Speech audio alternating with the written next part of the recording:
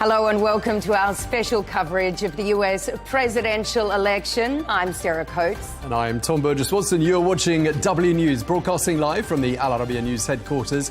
Coming up on today's programme.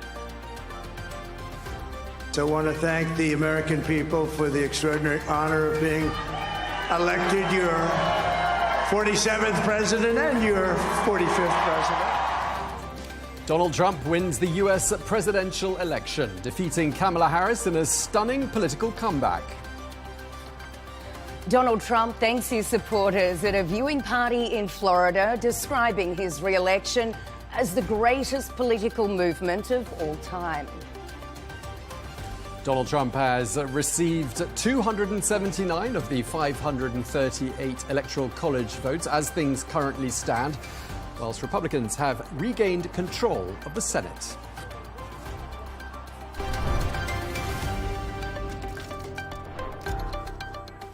Welcome to the programme. Thank you for joining us.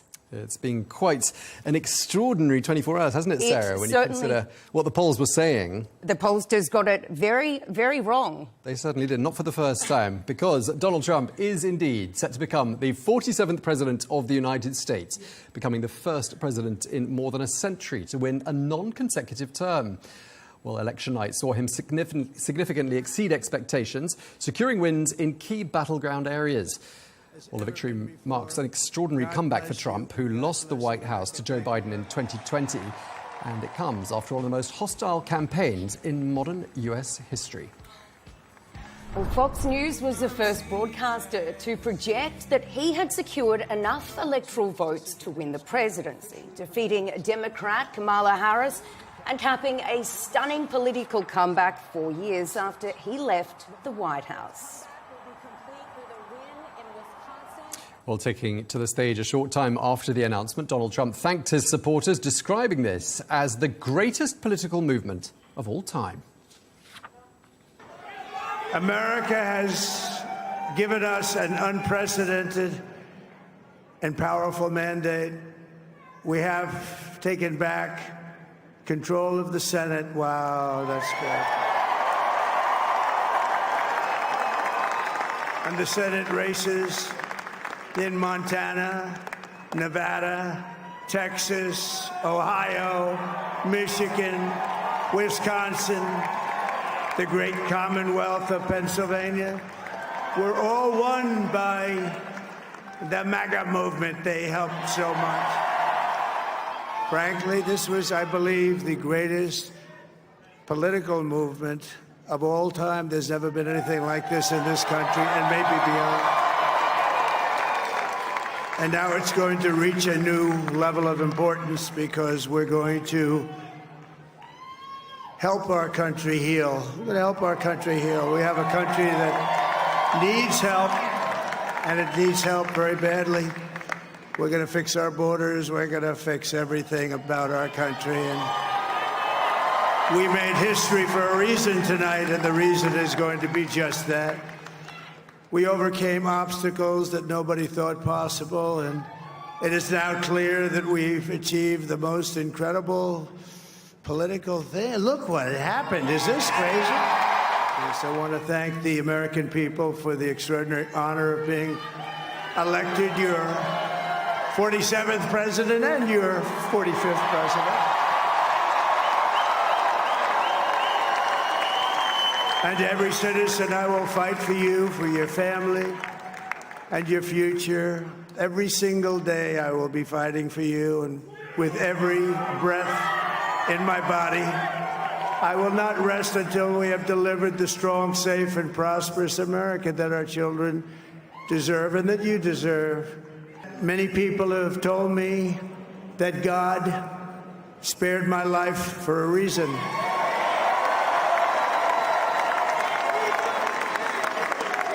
And that reason was to save our country and to restore America to greatness. Donald Trump also set out his vision for his presidency to a crowd of supporters and famous faces in Florida. We're going to have to seal up those borders, and we're going to have to let people come into our country. We want people to come back in, but we have to We have to let them come back in, but they have to come in legally. They have to come in legally. We're going to be paying down debt. We're going to be reducing taxes. We can do things that nobody else can do. Nobody else is going to be able to do it. China doesn't have what we have. Nobody has what we have. But we have the greatest people also. Maybe that's the most important thing. We want to have borders.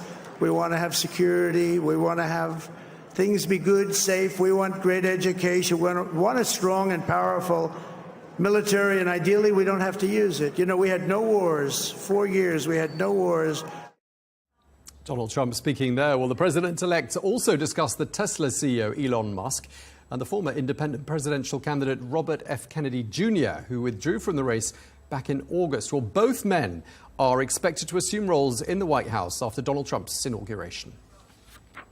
Let me tell you, we have a new star. A star is born, Elon. Now he is Robert F. Kennedy Jr. He came in. And he's going to help make America healthy again.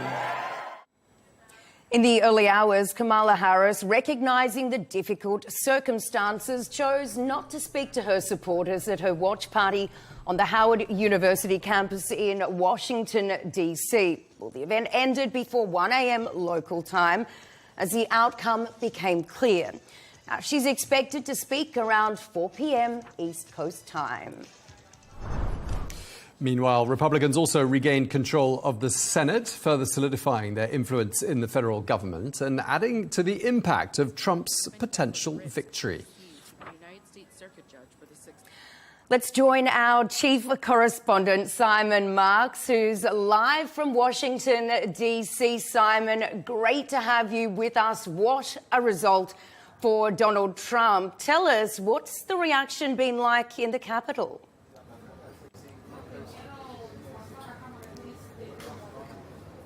It is pretty quiet here today, Sarah, I can tell you. As you know, Washington, D.C. is a Democratic Party stronghold, and I think people here had convinced themselves, as indeed the Democratic Party had convinced itself, that it had its arms around victory, that Kamala Harris was destined for a big win that was going to usher her into the Oval Office of the White House, make history. She'd become the first woman president, the first woman of colour to occupy the presidency.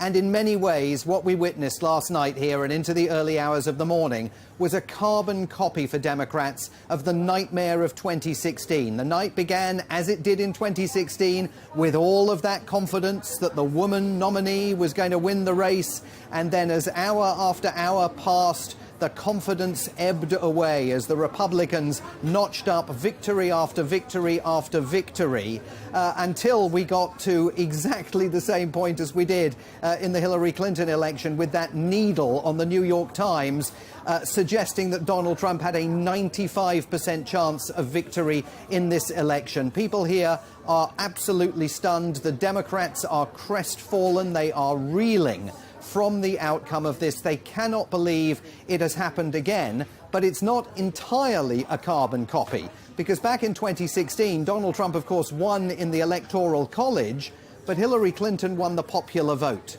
The story of the night here in many ways is that this time around, Donald Trump has won both. He's won in the Electoral College and in the popular vote. And if you look at the popular vote numbers, in 2020, Joe Biden and Kamala Harris won 81 million votes.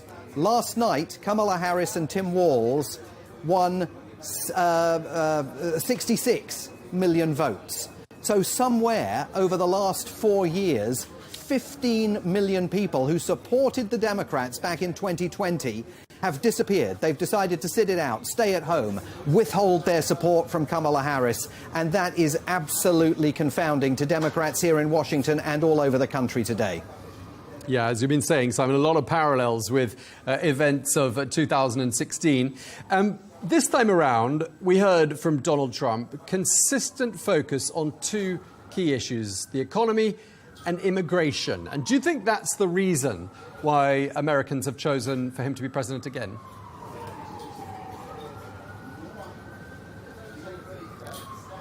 Well, I think it certainly drove people to the polling station. There's no doubt about that, although the exit poll surveys, when they came out shortly after 6 o'clock in the evening here, indicated that actually for some American voters, democracy was the #1 issue. And we all thought, oh, well, that must mean Kamala Harris is going to win the election. It turns out that for an insufficient number of American voters, democracy was the #1 issue to propel Kamala Harris into the Oval Office there behind me. But I think there was more to it than just the economy and immigration.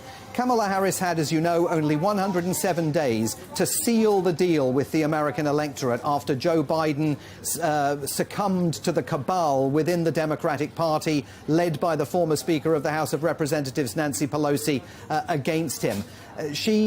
When she became the Democratic Party's nominee, her approval rating was 35.6%. Joe Biden's approval rating was 35.5%. So she had this gargantuan task of persuading the American people, one, to like her, and two, to approve of her policies. And on that second part, detailing her policies, explaining how she was going to be different from Joe Biden, she never quite found the language to convey in detail any of her plans, and she was always surprised in interviews when she was asked, what would you have done differently over the last 4 years from Joe Biden? At times she said she wouldn't have done anything differently. And that was, I think, a major problem for her campaign. But there's also no doubt that misogyny played a role in this, that racism played a role in this, and that also there may just have been a sense among many voters that she wasn't battle-tested and she just wasn't ready for the job.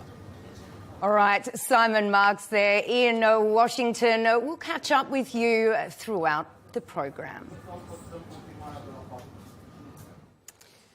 Well, let's move on now, because Donald Trump is the only individual to be elected as president as a convicted felon. He's due to be sentenced for fraud in a New York court on the 26th of November. So how is that going to impact his presidency? Well, to talk about that and much more, I'm joined now by the lawyer and former Harvard Law School professor, Alan Dershowitz. Thank you so much for speaking to us, Professor. I think you were saying only last night, and sorry to do this to you, but you thought Donald Trump had shot himself in the foot in the final stages. So I'm assuming that you think this was all a bit of a surprise, the fact that he came out on top.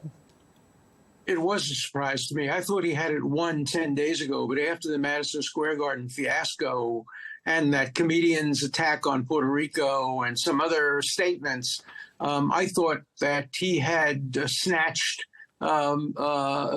victory and turned it into defeat. I was wrong.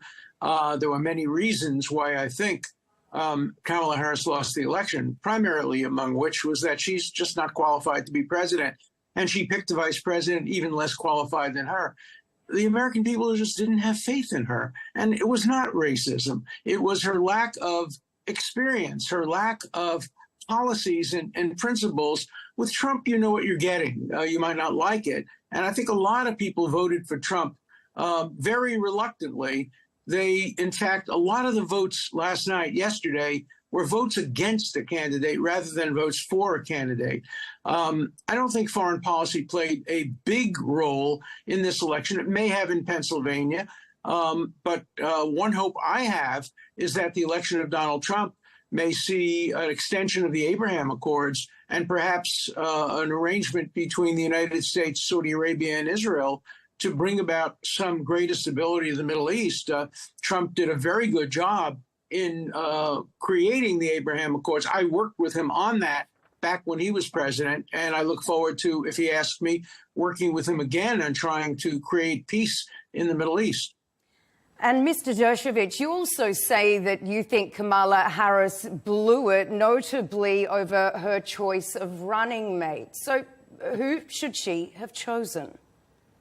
Well, she should have either chosen Shapiro or Kelly. Shapiro was the governor of the most important state, Pennsylvania. Had Shapiro been chosen, I think Pennsylvania would have gone to the Democrats.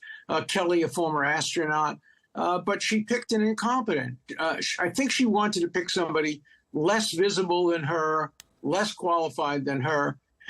And she was so unqualified that it was hard to find somebody. And she found somebody even less qualified than her.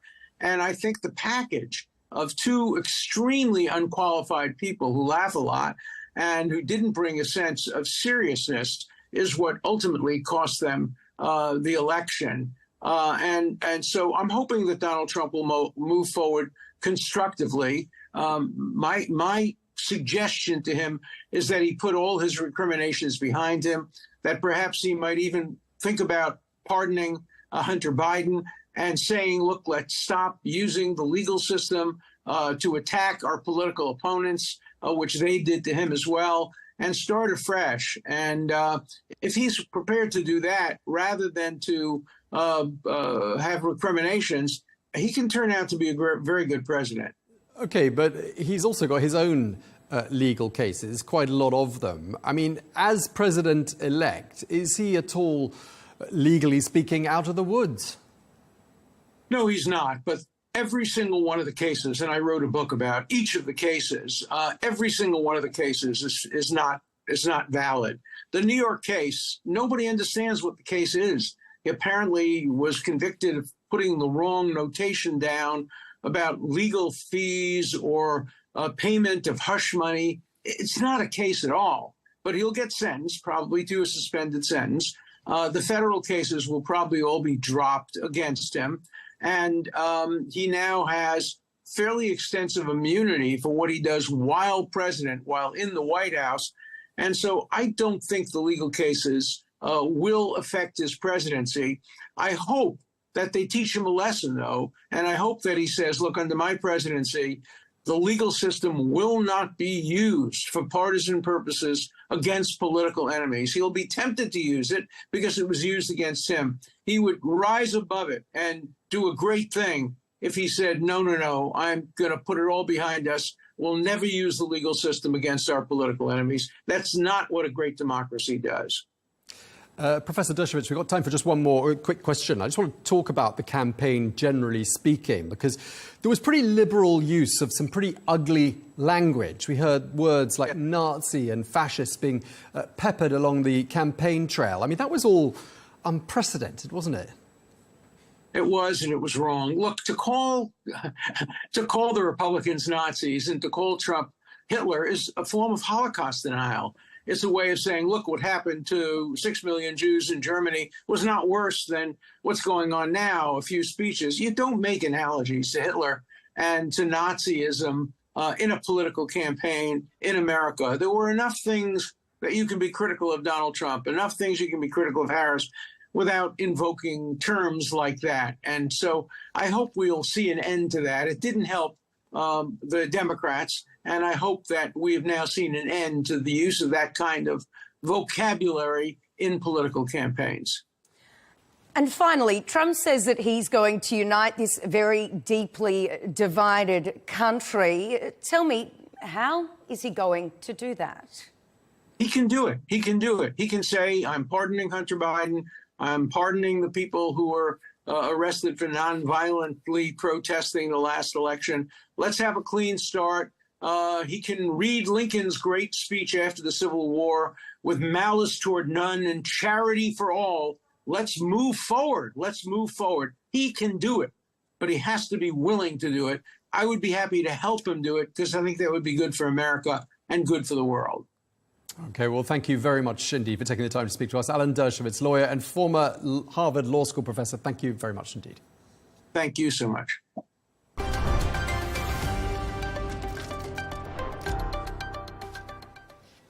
Donald Trump praised tech tycoon Elon Musk as a new star and a super genius during his victory speech. Well, the CEO of Tesla and chairman of X has supported Trump throughout his candidacy, becoming a rising force in the Republican Party and playing a major role in the campaign. For more reaction to the historic events in the United States, I'm joined by Elon Musk's father, Eroll Musk. Mr. Musk, appreciate you coming on with us this evening. Firstly, have you spoken to your son today and how is he feeling? Well, no, I haven't spoken to him. I've spoken to all the other brothers and sisters. Elon's very tired, just as I am. I was up all night also doing interviews. Yes, I haven't spoken to Elon, but I'm sure they're very happy. And we are all happy because the world is going to be a safer place now. And I might say I don't agree with your previous speakers. I think that it's typical of the Democrats, the wimp Democrats, to do these terrible things that they tried on Trump and then afterwards say, yes, but we sure you won't do the same thing to us. No, I think that the law must take its course. I think Biden must be prosecuted for the criminal bribery and corruption that he's been involved in. I don't think anyone should be given a free pass on any of that stuff, including the toxic son. Just going back to your own son, I mean, I'm assuming you're feeling like a rather proud dad today. And of course, your son got singled out in Donald Trump's speech in the early hours of this morning, calling him a star, an amazing guy. How much of an impact do you think your son Elon had on the outcome of this election? Well, I've no doubt whatsoever that Elon was the turning point. Elon was the turning point for Trump. There's no doubt about it. Once Elon threw his weight behind Trump, everything changed. And so there's no doubt in our minds, and certainly in my mind, that was the turning point. And as far as being proud, I mean, I was proud of my children when they were born. I mean, I'm not suddenly proud. I'm very happy with their progress. And I'm very happy with Elon's progress. I mean, it was only a few years ago that Elon was calling me evil for supporting Trump. And he, in his own way, has learned the hard way that, in fact, Trump is a much better way to go. There will be no more terrible wars. The Ukraine conflict will come to an end very soon. The Middle East conflict will be resolved very soon because the people that were in charge before had no intention of stopping any of these wars or helping to stop them in any way. So, given everything you've just said, what do you believe is in it for your son? A post in the administration, perhaps? No. I mean, there's nothing in it for us. We already have everything. So let's get real here. We already have everything. So we don't want anything. So what we want to do is to be part of putting things right. The fear that we've been having of the way things are going so badly that the greatest country that the world has really known is going to turn out to be a basket case in the next few years. Now, that was very worrying to us. And so now we can rest and realize that things will be better now and things will get back on track. Nobody made a vote for Trump because they were opposed to, I think as your other speaker said, it was some kind of vote against the other candidate or something like that. No, the people in America have woken up themselves to what it means to vote for these people who are talk as though they do good, but they do nothing good at all. Doesn't sound like you're very surprised by the outcome of the election. And clearly the pollsters, once again, got it completely wrong. What do you think is the overarching appeal of Donald Trump in the United States? How do you explain it? Well, he's a businessman. He's very smart, and he's a businessman. I've followed Donald Trump's career because I've been in the same career myself, and that is, property development and improving bad areas in cities and so on. I mean, he turned the whole west side of Manhattan from derelict railway sidings into some of the most beautiful buildings you can ever imagine. He's a businessman. He turns dirt into gold. Let's put it like that. That's what the business people do. We turn nothing into something. And that's who we are. That's actually what it's all about these days. It's about the people who can do that kind of thing against the people who seem to not be able to do anything. And so we can't keep turning to the people who are quite useless and saying to them, yes, well, we'll take your point of view in future. We can't do that anymore. We have to look at the future with a more solid approach. I mean, right now, I think that in England, for example, the British people will find their feet now that Trump has won. We were worried, of course, that the Democrats would bring out their cheating machine again. But it seems this time they didn't manage to do it. But the British, for example, who are suffering tremendously at the moment under this really silly new regime, fascist-type regime, they will now find their feet. And I can more or less imagine that by about February next year, March, Starmer will be gone. You recently described the UK as being on a stairway to hell under Keir Starmer. Do you think the special relationship between London and Washington is going to be stained or even damaged under a Trump presidency? Do you think there is a far-right movement spreading across the world? No. Nothing is far right. This is nonsense. It's not far right. Elon is not far right. None of these people who protested in England are far right. They are normal. They are normal people. And so the problem is that can Trump's people actually negotiate with these woke sort of lefties in England who don't seem to have the capacity to understand anything. And that is a problem. But as I say, I think the British people will find a solution. They must find a solution because they can't go on with jailing their own people and removing thugs from prisons to find place for ordinary people. That's something that the Germans tried in the 30s. You can't do that. It's not the way, certainly not the way in England. But there are figures, aren't there, in Trump's former administration who've said things along the lines of he's got authoritarian tendencies. I wonder what you make of that. No. And do you agree with that? No, not at all. I mean, in his previous presidency, he never showed any of those things. He let people do whatever they wanted against him. He never became authoritarian. I mean, it's just rubbish. That's just the propaganda from the woke lefties or whatever they are. No, that's nonsense. No, he's a businessman. So businessmen like myself, we look at how we can improve things and what can we do to make things better. Just as Elon is a businessman, he looks to see how can we make things better. And you can see, for example, that Elon has made a number of things better in the world. Excuse me, I'm sorry about that. So he's made a lot of things better in the world. And, and that's what Trump will do. I mean, there's no doubt about it. I mean, we can all get down on and thank the Lord that we have what's happened.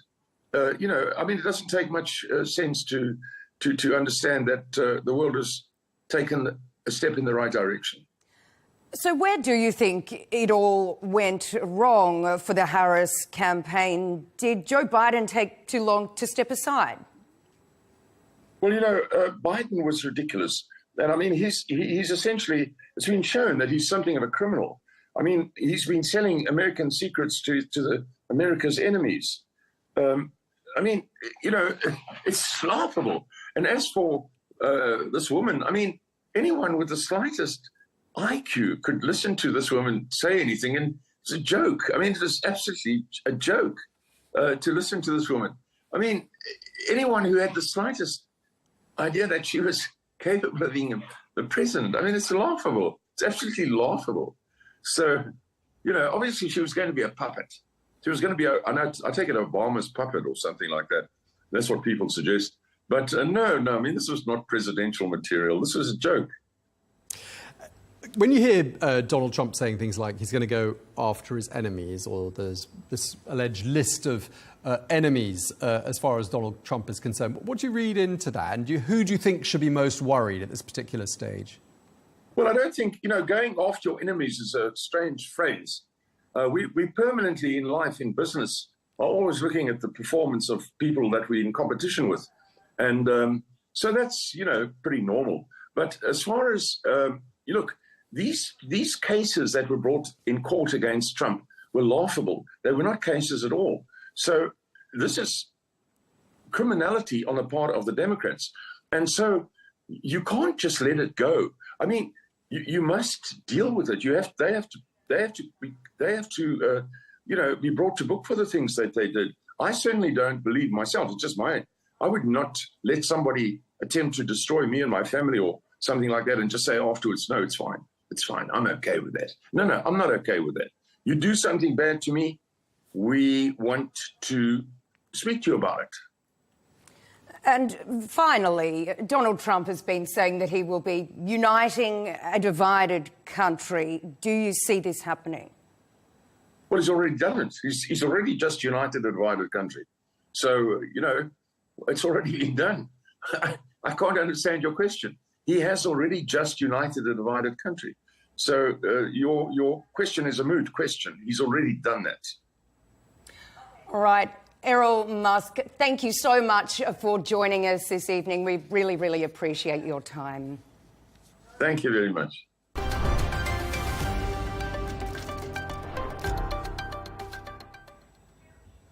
So, with Donald Trump officially securing the presidency, all eyes are on the escalating situation in Israel and Gaza.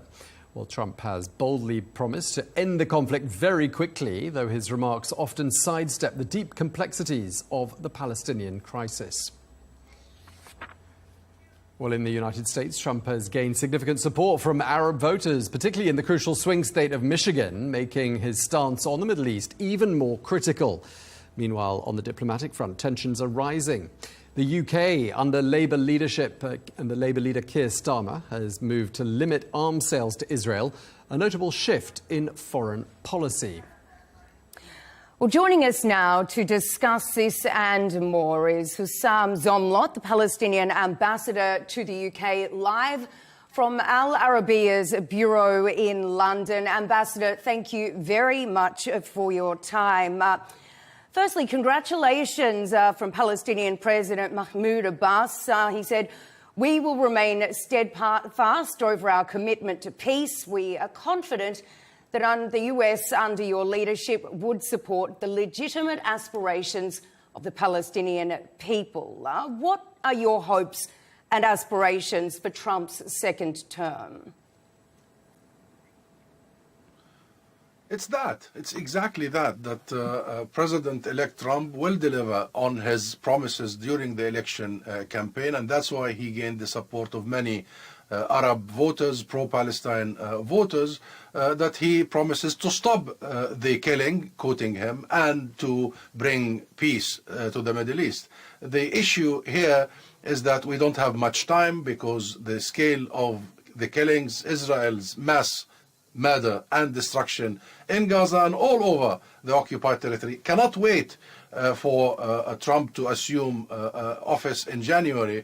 We need him to intervene now to deliver his promises, and time of the essence. And also we want to make sure that a new page is based on solid grounds, as President Abbas said in his congratulation letter, that it must be based on a fair, just peace that would fulfill the inalienable and legitimate rights of the Palestinian people, as opposed to previous attempts of bypassing the Palestinian issue, which is the core issue in the region, and rather push the Palestinians towards further compromises that emptied the very concept of self-determination from its meaning and turned the idea of a state of Palestine into a Mickey Mouse state. Now we need to learn the lessons of the last 8 years, 9 years, and we need to start afresh, and we need to make sure that we actually do stop this carnage that Israel is inflicting in Palestine and the region.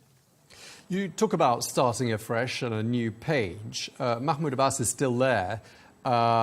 Donald Trump and Mahmoud Abbas they go back quite some time now. Do you think a new approach is also needed by the Palestinian authorities? And what do you think that new approach is then?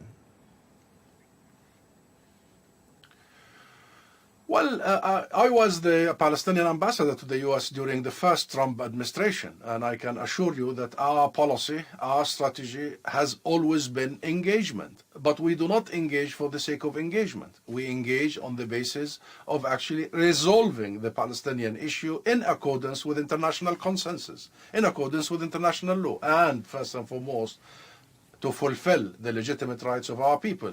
First is the right to self-determination, and second, the issue of refugees and resolving their issue in accordance with international law. Now, we've tried that. I was there to organize the first meeting and visit by President Abbas to Washington, and the meeting with President Trump then and his administration. And that was not the only visit during that time. And our engagement was tailored towards that, because President Trump at the time promised peace. However, what we received was not exactly what we would accept, and we made our position absolutely bluntly clear. We reject any attempts to bypass the Palestinian issue, to undermine the Palestinian issue, to push the Palestinian people and leadership around, to blackmail us.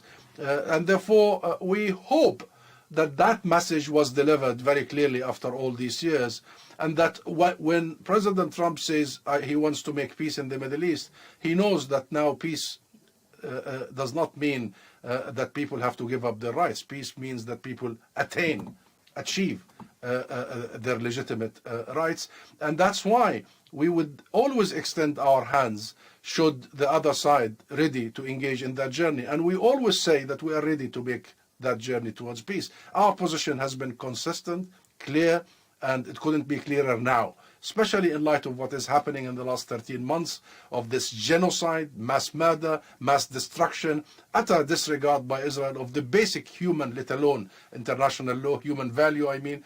And therefore, this is a time when we need an American president that would rein in the unhinged Netanyahu and will deliver that promise that he will stop the carnage and bring about peace. So answering your question in a nutshell, yes, we would extend our hands if we find a partner that would really want to deliver this long waited for peace in the Middle East. So in saying all of that, what will be your approach to Donald Trump, knowing his character and the history? Well, we don't deal with characters and history. What we deal with is the U.S., and the U.S. has democratically elected a president. And therefore, we respect the democratic process in the U.S. and we'll deal with it as such. What we need to do is to make sure that that engagement is constructive, that engagement is based on representing our people and the legitimate rights of our people and the legitimate grievances of our people. Our people are wounded. Our people have gone through a genocide over the last 13 months, and not just in Gaza, all over the occupied territories. And the world is following what is happening in Jenin, what is happening in Jerusalem, what is happening in Hebron, and all over the place. Therefore, our engagement has got to be based on a U.S. position that is clear, to be in alignment with international law, with international consensus, clear that it wants to establish a state of Palestine, clear in its alignment with the region. And you have followed the latest initiative by the Kingdom of Saudi Arabia, the Global Alliance to establish a state of Palestine, to end Israel's occupation and colonization. So if the new administration goes with that, of course, they will have partners in us. If Donald Trump manages to do this and end the conflict in Gaza, which is one of his key pledges, even bring about some sort of a long-lasting peace settlement, he'd obviously be succeeding where many others have failed over many years. And we've heard Hamas saying in the last couple of hours that Donald Trump should learn from Biden's mistakes. I'm wondering whether you share that opinion and what those mistakes are that Hamas is referring to. No, what we need to, I don't know what Hamas said, but we need to learn from the mistakes of many decades. This is not just the last 4 years. We need to learn from the mistakes of the last 30 years, where the U.S. was the sole mediator in a failed peace process, simply because the road ahead was not clear.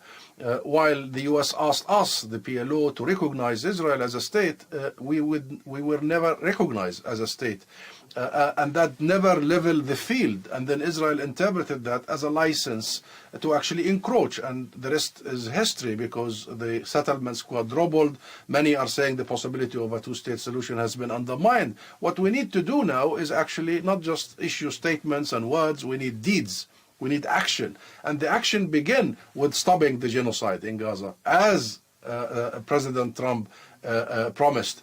And it goes immediately after that to visit the root cause of all this. The root cause is very well known to the world and to everyone. The root cause is the illegal occupation, is the illegal colonization, is the besiegement, the subjugation of the people, is the system of apartheid that is imposed on the Palestinian people for decades. And especially following the ruling of the ICJ, the International Court of Justice, only a few months ago in July, that Israel's continued presence in the occupied territory is unlawful. All of its settlements are unlawful and must be dismantled. And any third party must cease immediately, including the U.S., any material, legal, or political support to Israel. So in light of all this situation, what we expect from a U.S. administration is very clear. There is no time to waste now. And we do not expect President-elect Trump to wait until January. That will not be delivering his promise. That will be the worst start because people are losing their lives by huge numbers, as you all reporting. And no, their livelihoods is being destroyed. So we need it now. And this is the real test. This is the real test of leadership. This is the real test of statesmanship. And this is the real test to actually deliver on the bigger promise of delivering peace in the Middle East. And I assure you, the road is very clear. I mean, there is no other conflict in the history of conflict that has such clarity, has such consensus globally of how to resolve it. The problem is in the political will. So the lesson that we need to learn, all of us that we need to learn, that the US cannot just sit there as a mediator while they are completely and utterly backing one side.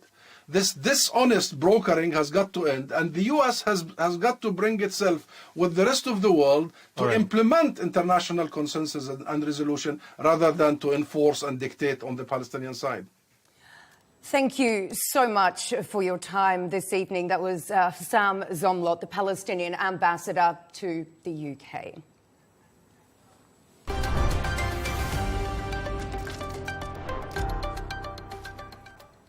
Okay, so what will a second Trump presidency look like? Well, let's get some insights on that. We can speak to Donald Trump's former White House Chief of Staff, Mick Mulvaney. Thank you so much for being with us.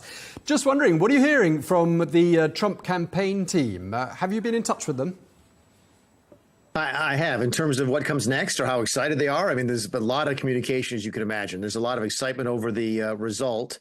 I think even many of them within the campaign were surprised by the fact that Trump won all of the swing states last night. They were confident of victory, cautiously optimistic, I think is the right words to use. I don't think anybody foresaw them running the table with all of these swing states like they did last night.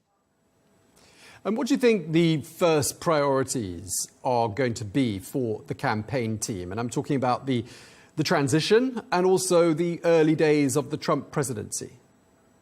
Sure. Well, the immediate focus will be on staffing up the cabinet, staffing up the roughly 4,000 positions that a president of the United States has to fill with every new administration. Once you get past that, and we have to talk about that if you like, you get into the policy. The policy will take two different tracks at the same time. There'll be a legislative agenda, which will be focusing on extending the Trump tax cuts for 2017, which are due to expire mid of next year. And then also there'll be an executive agenda, which means it'll be operating within the executive branch of the government, dealing with immigration, tariffs, and also deregulation.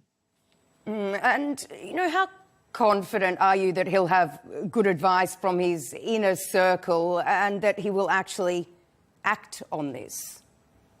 Yeah, you go back 6 or 8 months and I was scratching my head as to who might go work for him. Over the course of the last several weeks, if not longer, it's become readily apparent that there's some really good quality people who are going to go into the administration. Some names you might recognize. Mike Pompeo's name comes up from time to time for a spot in the next cabinet. Senator Bill Hagerty might not be familiar to you. He's very highly regarded here. He was an ambassador from the United States to Japan and then became a senator from the state of Tennessee. His name has been floated for the Secretary of State.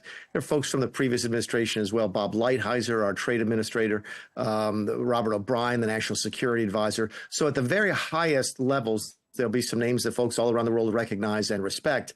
I'm still concerned about the folks who will fill the secondary positions, the non-Senate confirmed positions, sort of out of the public eye. And there may be some folks in there who make me scratch my head as to why they're there. Peter Navarro, probably going back into the administration, fresh out of jail. Unclear as to Steve Bannon, whether or not he'll take that role or not. But we'll see as the days and the weeks unwrap. But you'd have thought, wouldn't you? I mean, he's been president once before, Donald Trump. So obviously being president for the second time and 4 years later means he's going into the job with a whole lot more experience than he had back in 2016. So that should inspire some confidence in terms of who he gives the top jobs to.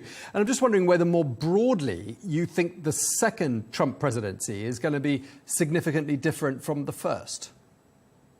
The way I describe it is this. Whatever you liked about the first term, you're going to like more. Whatever you disliked about the first term, you're going to dislike more. And that's for the exact reason that you mentioned. I don't think Trump, in all candor, expected to win in 2016. He certainly had not done the work for the transition that a typical campaign would do. He's not making that mistake this time. 4 years ago, it took him, actually, goodness gracious, it's been 8 years ago now. It took him 18 months to get fully up to speed. This team will be able to hit the ground ground running, not only on day one, but they've already started today.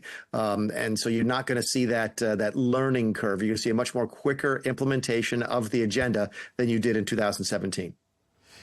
And I saw on your X feed, you put out this list, and you've put out a list of who you see as being the biggest losers in this electoral race. We've got the Obamas, we've got celebrities who endorsed Kamala Harris. Just wondering what your thinking was when you put that list together and where you think it all went so wrong for the Democrats. Well, it's two different lists, two different questions. I think those are folks who thought they had influence in the outcome of elections and don't, or those are topics that cost Democrats votes. For example, the diversity, the DEI movement, the diversity, equity, and inclusion, celebrity endorsements, not necessarily the celebrity themselves, but the idea that people care who Taylor Swift is voting for. I think those things, the air went out of those last night. But that doesn't go to why I think she lost. I think she lost for a very simple reason. You can overthink it if you want to. But I think at the end of the day, elections are won and lost on very simple principles. And the simple principle that she failed was effectively inability to answer the question, how would she be different than Joe Biden? She got asked that question 5 or 6 times from very friendly outlets. She gave 5 or 6 different answers. None of them were especially compelling. And I think a lot of folks just looked at her and said, you know what, I don't like Donald Trump, but I'm not comfortable voting for somebody who I don't know very well and who I don't know that much about. I think at the end of the day, that is the major mistake that she made. And that, more than anything on that list that I put out, cost her the election. All right. Well, thank you very much indeed for taking the time to speak to us. Mick Mulvaney, Trump's former White House Chief of Staff. Thank you very much indeed. Thank you.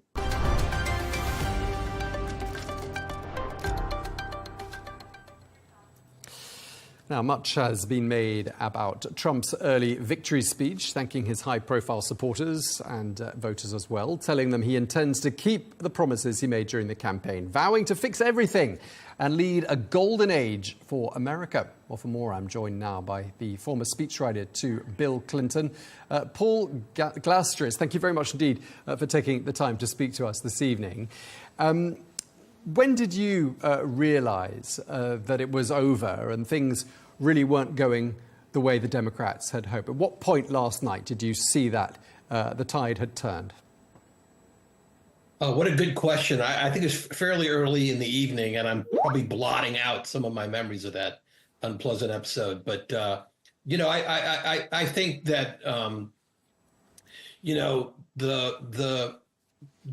it was really never looking good. None of the returns that people were hoping for came through. And I think, you know, by 8:30 in the evening, it was pretty clear on the faces of the newscasters and in the texts I was getting from friends and family that this was going to be a tough night for the Democrats. And it certainly was. We are yet to hear from Kamala Harris, but in your opinion, was it the message, the messenger, or both that lost the election? Look, I think we don't know enough to conclude what lost the Democrats the election. That's going to be a subject of discussion for weeks, months, maybe years. The bottom line is she ran a strong race, and it didn't come through for her or the Democrats. And again, we're going to have to look at the data, think this through, but it's been widely noted that every incumbent party of a government that has experienced this terrible inflation has not been reelected.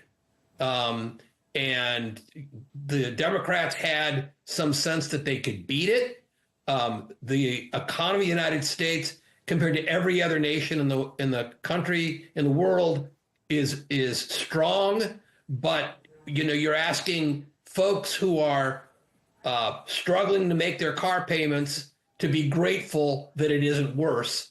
Or to be grateful that the stock market is high, and they remembered the prices of things when Donald Trump was president. And that was enough for them to say, well, I don't like this. Maybe I'll get more of that. They forgot, or no one quite made the argument to them, that Donald Trump inherited a great economy from the Democrats, as he's going to inherit a great economy from the Democrats again and take credit for it. But it was a hard sell to be an incumbent in times of inflation. Over the last few days, we've been hearing, you know, this would be very, very tight, very, very close. How surprised are you by the size of the defeat? I'm pretty surprised that it is as big as it is, I got to say. I thought if there was any chance of a large win, it would be on Kamala Harris's side. Again, so much going for the United States. But it wasn't. It was quite surprising. I think you heard Mick Mulvaney say it surprised even the Trump people, and that's what I was hearing. There were people inside the Trump world who were very, very worried that he and his campaign were losing steam in the last 2 weeks. So even they were a little bit surprised. Mm. Yeah, indeed. Extremely surprising for a lot of people, including us. You've said that this looks like a wholesale rejection of the Democratic Party. If that's the case, surely that's a fairly worrying development for you and the party that you work for at such a high level. Look, the party has some deep thinking to do, and they're going to have to figure out how their coalition can do better. What was it that, look, in many senses, people aren't surprised. It has been clear for many, many years that the Democratic brand is toxic in large parts of the country and with a growing majority of the working class, which is the group that Democrats used to have always claimed to represent and used to actually get the votes of. So what happened is part of a long process that Democrats have been trying to work against, trying to fix. And, you know, honestly, Joe Biden did a lot, tried to do a lot to fix that problem. The bulk of the manufacturing jobs, and there's hundreds of thousands of them that have been created under the Biden administration, went to rural working class areas. The anti-monopoly work that the administration has done was beneficial to small farmers, small businessmen and women, to consumers.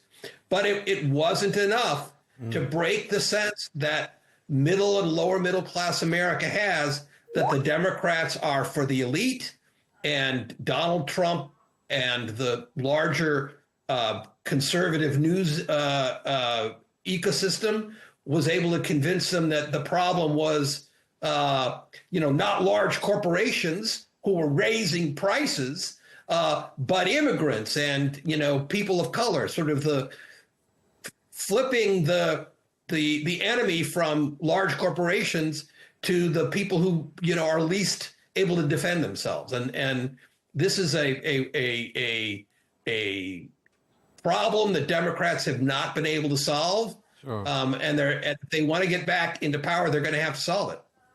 OK. Well, thank you very much, indeed. We're going to have to leave it there. Former speechwriter to President Bill Clinton. Paul Glastras, thank you very much for your time. Thank you.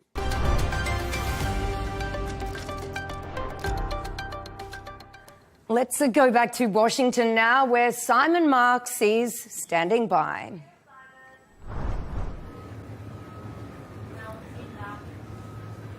Thanks, Sarah. Good afternoon once again from Washington, D.C., a new Washington, as the world and the United States grapples with the reality of Donald Trump's re-election as president of the USA. This has been an intensely contested race, defined by high-stakes tensions, personal attacks and even assassination attempts. When the day began yesterday, we all thought we might have to wait several days for the outcome of this election. It was going to be that tight in the key battleground states, the polls suggested. Kamala Harris's campaign manager even warned Democrats they were going to need to be patient for the final results to develop.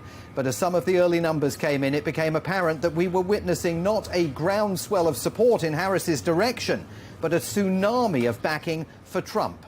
Texas and Florida proved far less competitive than Democrats had hoped. The Trump victory in North Carolina saw the beginning of the air going out of the vice president's balloon. And by around 2:30 in the morning, when Trump claimed victory before those crowds of jubilant supporters in West Palm Beach, even though he had not yet been declared the winner by the country's television networks, we all knew it was an inevitability. Kamala Harris failing to show up at her own victory party had been an earlier harbinger of the gloom that enveloped Democrats from coast to coast. She will now address her supporters in around 2 hours' time here in Washington, D.C. Now, despite the election having been called, Donald Trump and Kamala Harris are still competing for Michigan's 15 electoral college votes. In 2020, Biden won Michigan with 51% of the vote to Trump's 48%, while in 2016, Trump narrowly claimed Michigan with 47.6% to Hillary Clinton's 47.4%. So we're going to cross to Michigan, and our correspondent, Mitch McCann, who joins me now from Detroit. And Mitch, what is the latest state of the count in Michigan? And is it going, do we think, to add to Donald Trump's total number of electors in the Electoral College? Or is Kamala Harris possibly going to prove able to pull some kind of victory out of the hat in the state?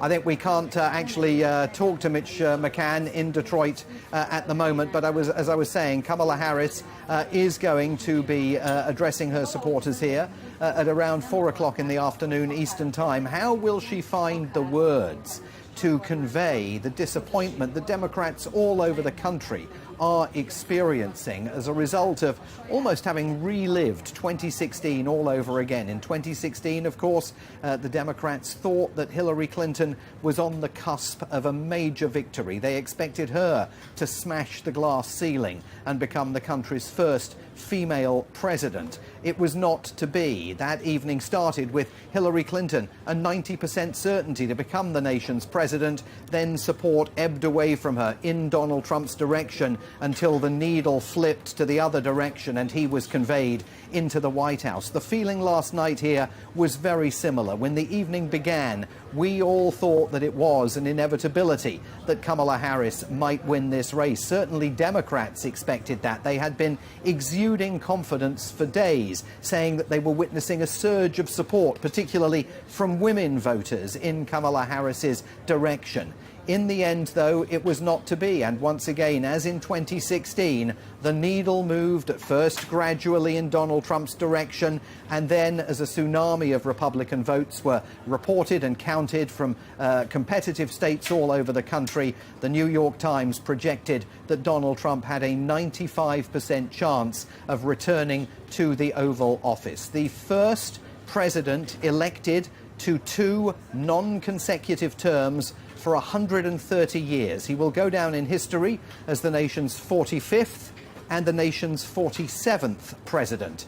And for the nation's 46th president, Joe Biden, down there at the White House behind me, there are massive questions. What it must have been like last night in the family quarters of the White House, where the Bidens were watching these returns coming in. Joe Biden, who just a few weeks ago, 107 days ago, had been defenestrated from his position as the Democrats' presidential nominee as the result of a cabal, essentially, led by the former Speaker of the House of Representatives, Nancy Pelosi, backed up by a whole raft of members of Congress who witnessed Joe Biden's performance performance in that June the 27th television debate with Donald Trump with dismay. The earliest television debate between two presidential candidates in modern American history. Joe Biden, it was his idea. He goaded Donald Trump into participating in that debate because he thought he was going to establish very clearly that he was the leading candidate, Joe Biden,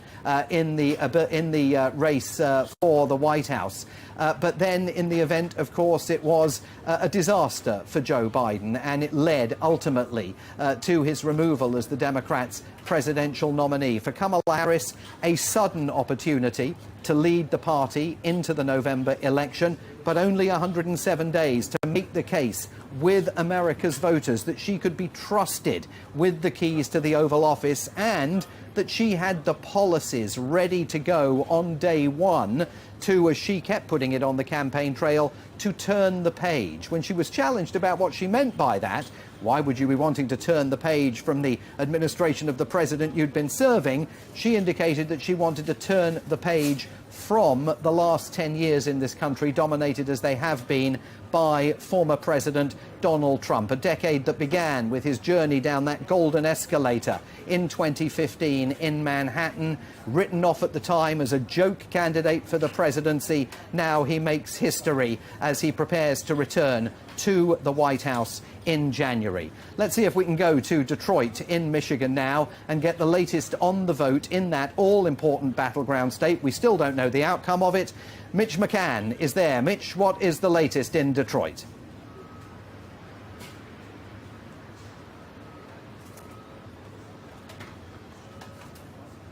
Yes, good afternoon, Simon, from the battleground state of Michigan, as you pointed out. Now, look, this race is almost over because 95% of the votes have been counted, and Donald Trump leads Kamala Harris in the state by around 90,000 votes. But the race hasn't been called yet by the US networks, and part of that might be due to the fact that some votes are still being counted here in Wayne County, where Detroit is, which usually leans heavily Democratic. But Kamala Harris would need to do exceptionally well in the remaining votes to pull off a victory here. But she is still behind, as I say, Donald Trump ahead by 90,000 votes. Now, Simon, I've been speaking to both Democrats and Republicans here in the state. A few hours ago, it seems, last night, we went to the Democratic Watch Party here in Detroit, and it was a very somber occasion. It wasn't much of a party at all. In fact, the lights went off and the party ended early. There were some very unhappy people, obviously, being Democrats. This morning, I sent a message to a Republican contact I have here in Michigan who is involved in a group called Auto Workers for Trump, very heavily involved in the Michigan auto industry. I said, "How are you feeling this morning?" And he replied, "Like $1,000,000 with 5 exclamation points. So some predictable reactions from both Democrats and Republicans. The race too close to call here, but Donald Trump ahead at this stage by around 90,000 votes, Simon.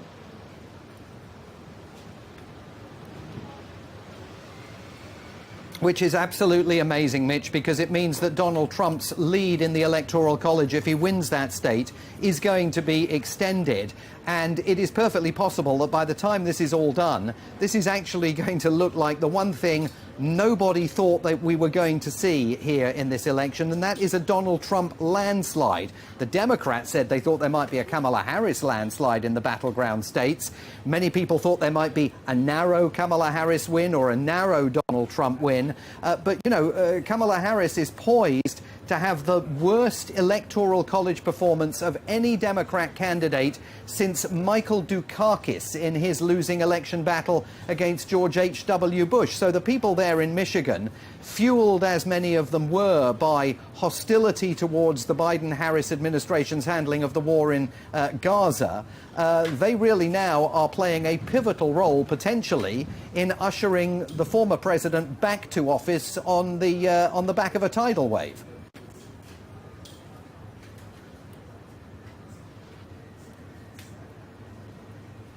Yeah, that's very much the case, Simon. Look, this is an important issue, the war in Gaza right across the United States, but especially so here in Michigan. And you and I have talked about this. More than 200,000 people here in Michigan identify as Arab Americans, so from the Middle East or North African roots. And many of those communities are extremely unhappy, as you say, with the way the Biden administration has been dealing with this war and their support for Israel. I've spoken to people that have family members affected by this in the Middle East. I spoke to a man a few weeks ago that has a nephew in Gaza that has been living in the Jabalia refugee camp, and he was not sure how he was going to vote. Well, I can tell you, in Dearborn, which is an Arab-majority city here in Michigan, the first in the United States, Donald Trump is leading that by more than 2,000 votes at this stage over Kamala Harris. So I can tell you that has had an effect here in Dearborn in Michigan as well. Donald Trump has spent some time here in the last couple of weeks, in fact, in the last week, trying to court votes in Dearborn, Michigan from Arab Americans. So that Arab American vote seems to have made quite a difference here for Donald Trump. And now those voters are really hoping he can come through with some of his promises where he says he can end the war quickly.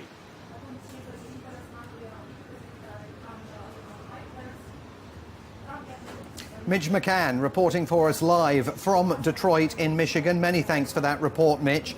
And as Mitch was saying, it is absolutely clear that in the battleground state of Michigan, hostility towards the Biden-Harris administration's handling of the war in Gaza played a substantial role in building support for Donald Trump. Mostly, perhaps, because it simply led Democrats, grassroots Democrats who would traditionally have voted for Kamala Harris, to sit this race out. And if you take a look at the numbers, and I know we're all awash in numbers after this election, but there is one set of numbers that actually really tells the story of what took place here on Tuesday. If you go back to 2020, Joe Biden and Kamala Harris, when they were on the ticket, they secured 81 million votes from Democrats all over the country. Yesterday, Kamala Harris and Tim Walz secured only 66 million votes from Democrats. So somewhere, 15 or 16 million votes over 4 years for the Democrats have simply evaporated. Donald Trump's vote held up pretty much. He won about 75 million votes in 2020. This time around, he's at about 72, maybe 73 million by the time this is wrapped up. So it is a real conundrum for Democrats to understand why so many of their supporters 4 years ago appear to have fled the party. And that is one of the reasons why this is about to become a crisis for the Democratic Party as recriminations begin, and they will only intensify in the event that Donald Trump, within a matter of days, when the count is completed in the various congressional battles that are taking place all over the country, if the Republicans end up with control of the House of Representatives, and they've already got now control of the Senate and the presidency, the Republicans will have a 6-3 majority in the United States Supreme Court to count on. Donald Trump may even get the opportunity to extend that majority during his next 4 years in the White House. Donald Trump is going to come into office with a degree of authority that no American president in the modern era has previously been able to marshal. An opportunity to get done at the White House, on Capitol Hill, and if he's lucky in Supreme Court decisions, whatever he wants to do in order to transform America and to build what he described last night as a new golden age for the country. But his opponents and critics deeply fear is going to be a much more authoritarian, less democratic governing system. We know, for example, that Donald Trump has said that he will terminate the traditional independence of the Department of Justice once he gets back into power. It is all but certain that the federal criminal charges against Donald Trump for allegedly subverting the outcome of the 2020 presidential election will simply fall by the wayside once he is back in the presidency. He still will have to be sentenced, by the way, in New York later this month in connection with the 34 felony convictions as a result of the Stormy Daniels hush money payments trial. But it is absolutely clear that beyond that, Donald Trump is going to have the opportunity to pretty much advance his agenda in any way that he thinks possible once he is sworn in and takes the oath of office at his second inauguration. That second inauguration will take place on January the 20th at high noon here in Washington, D.C. That is constitutionally the date on which the inauguration has to take place. Prior to that, the Electoral College will be meeting here on January the 6th to certify the outcome of this election. It was, of course, on January the 6th, 2021, that Donald Trump's rampaging mob up on Capitol Hill tried to subvert the outcome of the presidential election. So dramatic moments ahead in January, and what that second inaugural looks like. Will the Bidens attend? Will Kamala Harris and the second gentleman, Doug Emhoff, attend? It's going to be fascinating to see.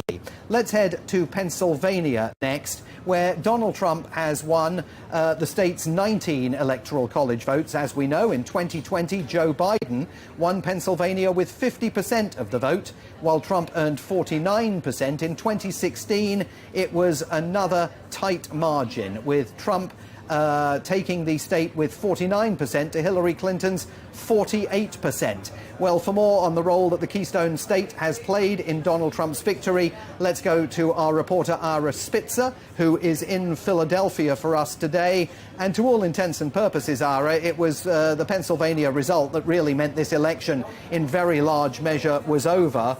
What did Kamala Harris fail to do in Pennsylvania in order to seal the deal? Because that's a blue wall state, and she desperately needed to win it.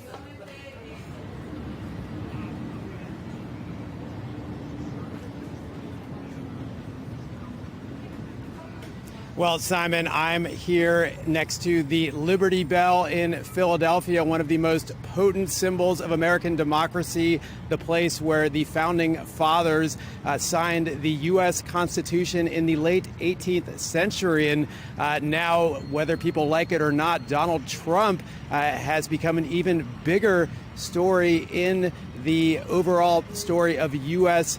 democracy. And looking at Pennsylvania, which was, of course, supposed to be the real cornerstone of the Democrats' blue wall, the states of Pennsylvania, Michigan, and Wisconsin, that blue wall crumbled as we watched the results from here on election night. The forecast was an extremely close race. And in the end, at least where the count stands right now, Donald Trump is up about 2.5 percentage points. That's why we got a result much quicker than anyone anticipated in Pennsylvania. And for the Democrats here, a day of reckoning, as you said, trying to figure out what went wrong, how this blue wall crumbled. Certainly the party for decades has seen themselves and represented themselves as the real party of the American worker, the working class party. And when you look at the exit polls coming out from who came to the polls and how they voted, the working class party is as clearly belongs to Donald Trump at this point. I talked to some Republicans last night, and they mentioned how they saw their party broadening their coalition, bringing in even more working class voters, bringing in minority voters. And we have seen big gains, for example, with Latino voters, both here in Pennsylvania and across America. And those are trends that the Democratic Party here really has no answers for right now, at least publicly. They were, of course, expecting that blue wall to hold. That's what they were saying. And the results turned out far differently, as we all know.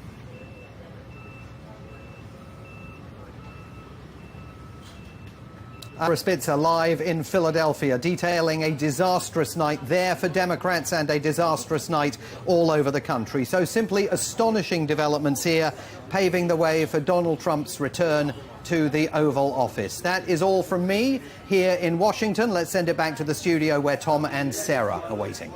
Thank you so much for that wonderful analysis there, Simon Marks. Yeah, he's got a lot of encyclopedic knowledge, hasn't he? He really, I think he's covered. really...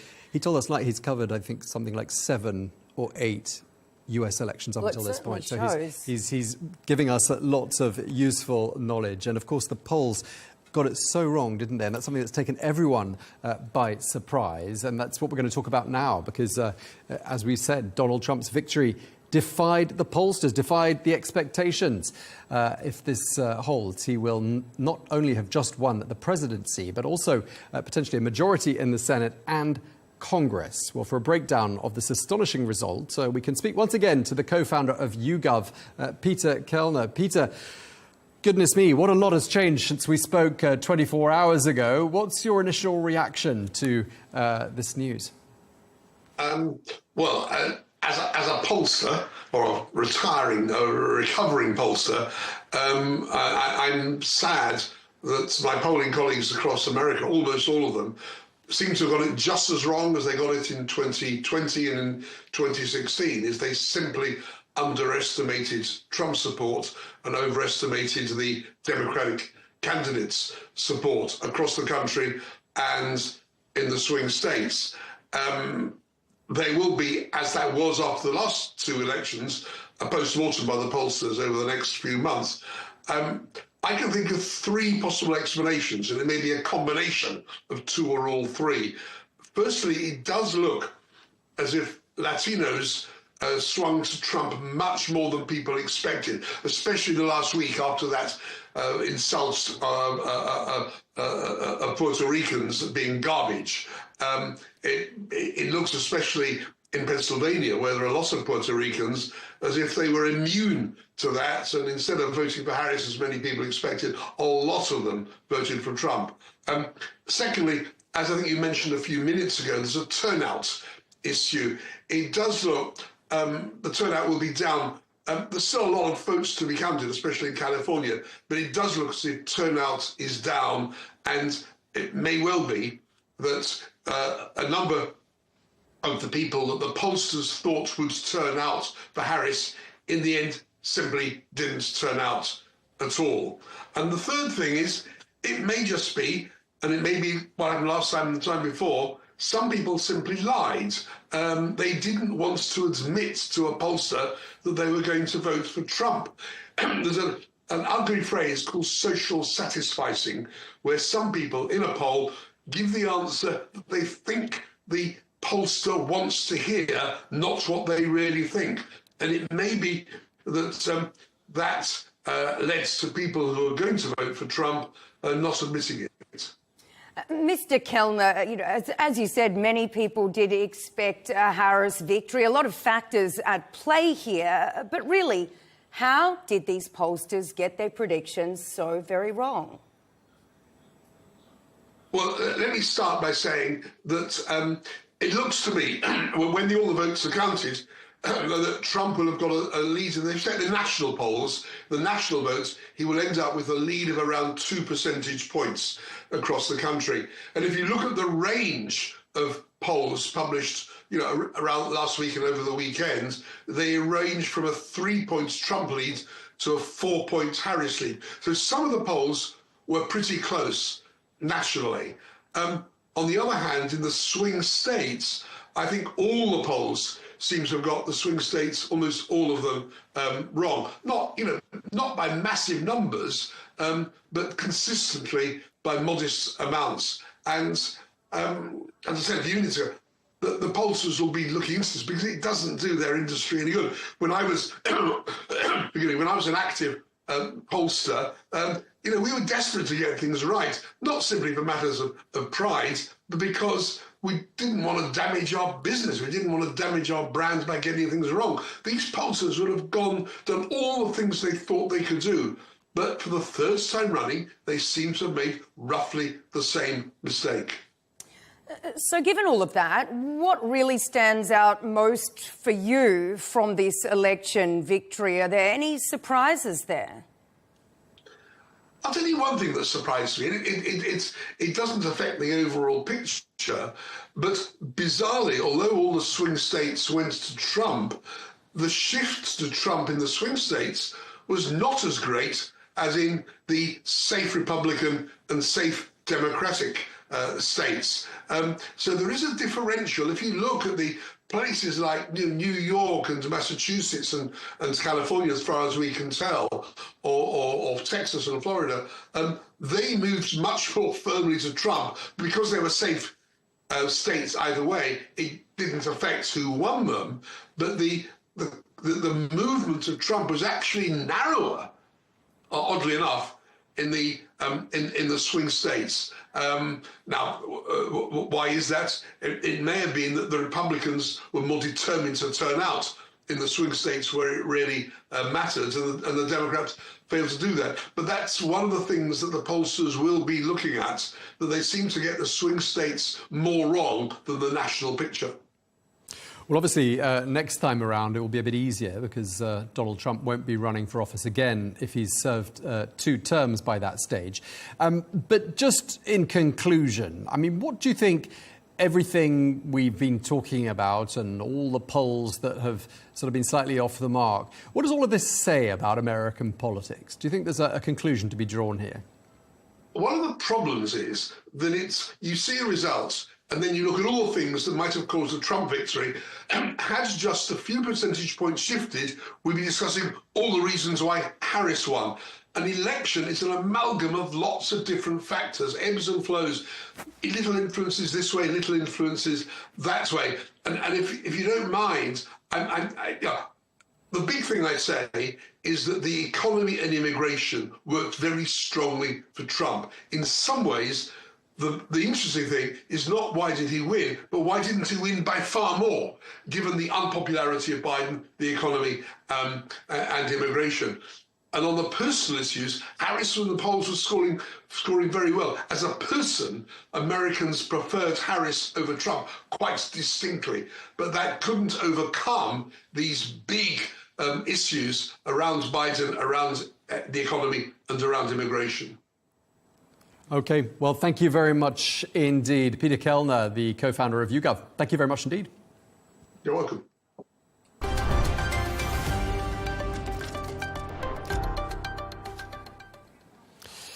In Russia, relations with the United States are said to be at a historic low. However, the Kremlin says it is open to talk and see what happens when Donald Trump returns to the White House in January.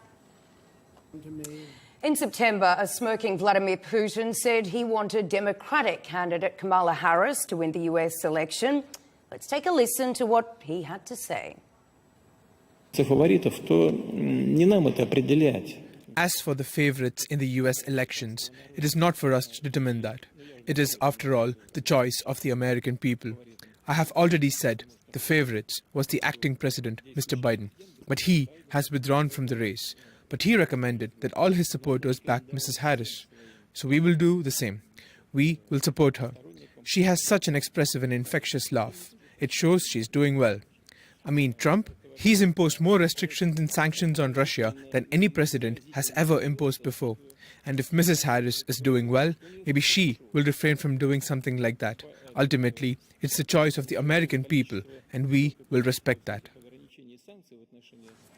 President Putin speaking there. So how does Russia view the prospect of dealing with a President Trump rather than a President Kamala Harris? Well, I'm joined now from Moscow by the MP for United Russia and host of 60 Minutes on Russia's Rossiya 1 channel, Evgeny Popov. Thank you very much indeed for taking the time to speak to us, Mr. Popov. Donald Trump has won the election by a clear margin. I'm just wondering how this news has gone down in Moscow, in your opinion. Thank you for giving me your floor, first of all. And I would like to remind you that the U.S. election were in 9,000 kilometers from Moscow and from battlefield where we are fighting for freedom right now. But in case of Trump, I can say you that he is more unpredictable than Mrs. Harris.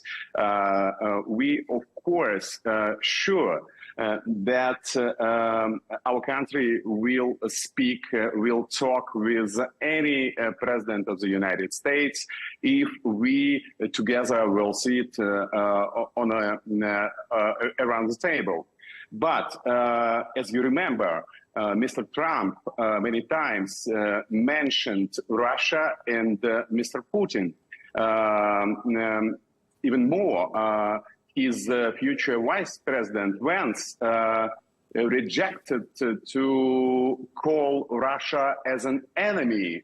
Of course, we were heard it and noticed it. But in my humble opinion, it will change nothing. I mean, the results in the United States in relation of in the relations with Russia, and in case of the Ukrainian war, because we will end this war on our terms. Even more, as you remember, Mr. Trump promised to end this war during 24 hours. Time has passed. He promised it, and we are waiting for his decisions. But again, we are ready to talk with any president of the United States. Of course, now it will be Trump, and let's see. Okay, let's give Mr. Trump a chance. I mean, he hasn't yet had all that much time to settle into the idea that he's won the election and make that call. So I don't think it's fair for the 24 hours to be ticking just yet. I think he's probably got a little bit more time. Just wanted to pick up on what you were saying, though, about what President Putin's feelings are towards Mrs. Harris, Kamala Harris. Do you think he is genuinely a little bit disappointed that she hasn't won? I don't think so. As you noticed, it was some kind of soft smile on his face when he answered the question about U.S. elections. But if you're talking seriously, I think Mr. Trump will offer some deal to Russia before January. I think, in my humble opinion, it will be a bad deal for us, and we will reject it. And then Mr. Trump could send another huge military aid to Ukraine. I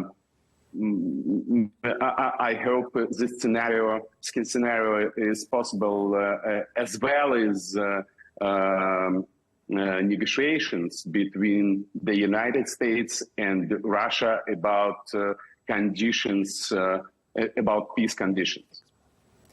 And is there a sense that, I mean, it sounds to me like you have poured some cold water on the idea that Mr. Trump picking up the phone, even if it's tomorrow, so let's give him a little bit more time than just 24 hours, he can't, in your opinion, therefore, is this what you're saying? Pick up the telephone, call President Putin, and say to him, let's end the war. You're saying that's not going to happen?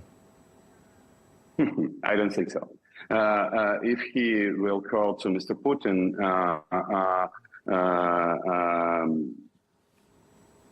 I hope, I'm sure that he will offer some negotiations. But we are ready to talk. We are ready to negotiate peace conditions on Ukraine. But we were ready to talk under Biden administration. Let's see what will be his statement about Ukraine after election campaign, because it was just words, blah, blah, blah, right now during the campaign, but we don't know his position, his exact position right now. So for ending the war, in your opinion, what kind of deal could be made? What are Russia's red lines here? You should understand that we are fighting for our security guarantees. And when we will see that our sovereignty and our state, our people, our language is secure, we will end the military phase of this special military operation. Now we are fighting against all NATO countries, and we are fighting not with Ukraine. It's not the war between Ukraine and Russia. NATO is moving military infrastructure to our border, our borders closer and closer. The West should stop doing it, and the conflict will end very soon. North Korean troops are fighting in the war in Ukraine. Why does Russia... Who told you so? This? Who told you so? Who told you so? I know nothing about it. Well, why don't you tell us, are they? Let me put the question a different way then. Are North Korean troops fighting in Ukraine? Because the Ukrainians say they are. Mm-hmm. Ukrainian officials are lying every day, 24 hours a day. And I don't know, I know nothing about North Korean soldiers on the ground. But we have a great relation with North Korean government and with North Korea. It will be good if North Korea will help us, but I don't think we need it right now. Well, were it to be proven to be correct, wouldn't that be a sign that the rest of the world could see as being a sign of desperation, perhaps? The rest of the world, what part of the world? You have your own truth on the West. We have our own truth. We are fighting for our security guarantees, and we will get it by military, by fighting on the ground, or by negotiations. That's our only goal, to get security guarantees for our state, for our people. Evgeny Popov, really appreciate your time this evening. Thank you so much.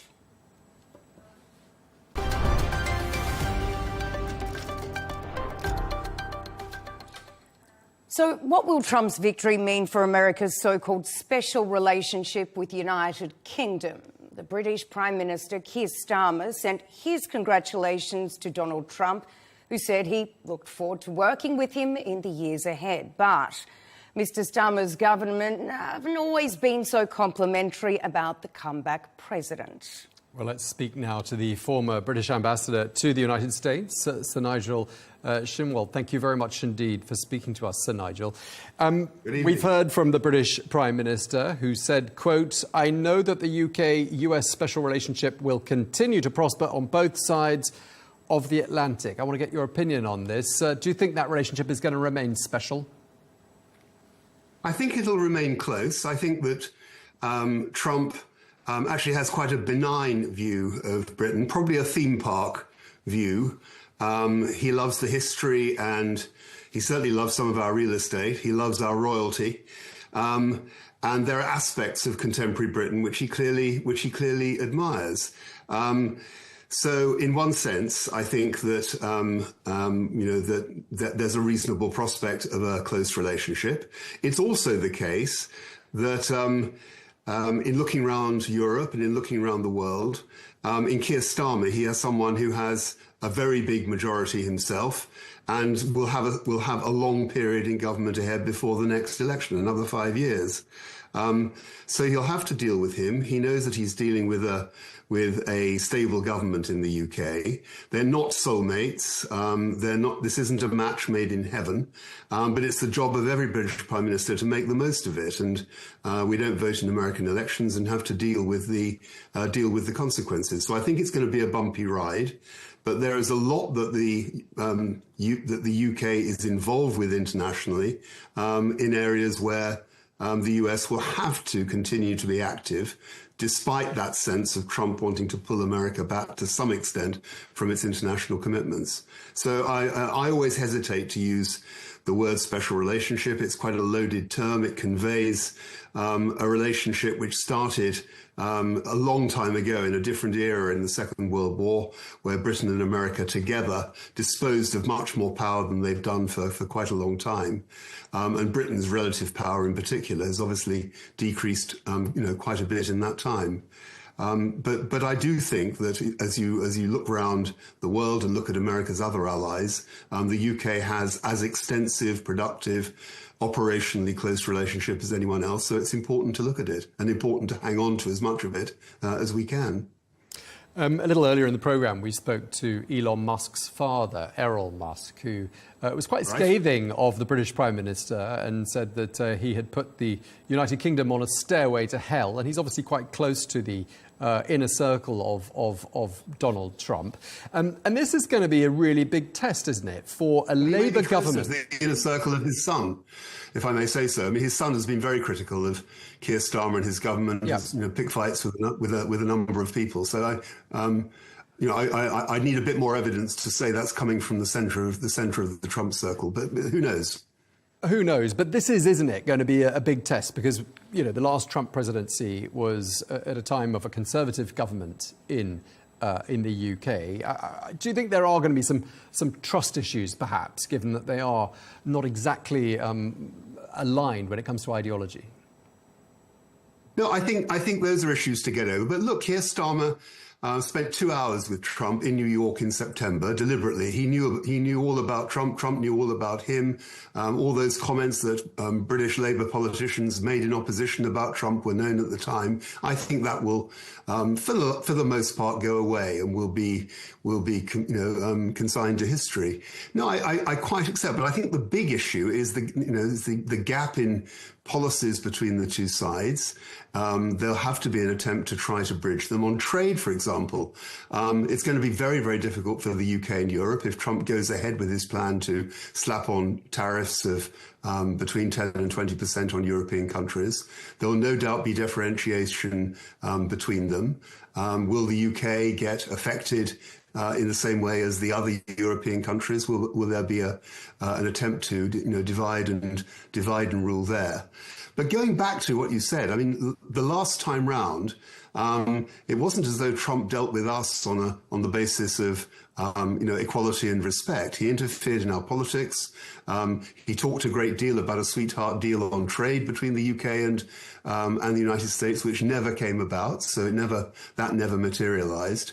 I don't think that he handled his relationship with the UK with particular care during that period, despite the fact that he felt ideologically close to Boris Johnson at the time. So we're now in a different stage in the UK. We've moved beyond the immediate post-Brexit period, which was utterly unstable here in Britain. We're in a more stable, though still difficult, period.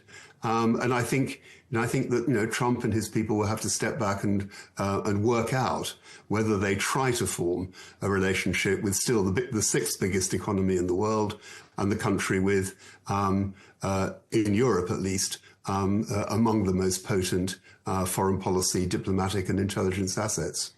When it comes to these relationships, Britain's top diplomat, Foreign Secretary David Lammy, has described Trump as a neo-Nazi sociopath who is a profound threat to the international order. Now, he made those comments back in 2018. Should he apologise? And how does someone smooth things over with comments like that?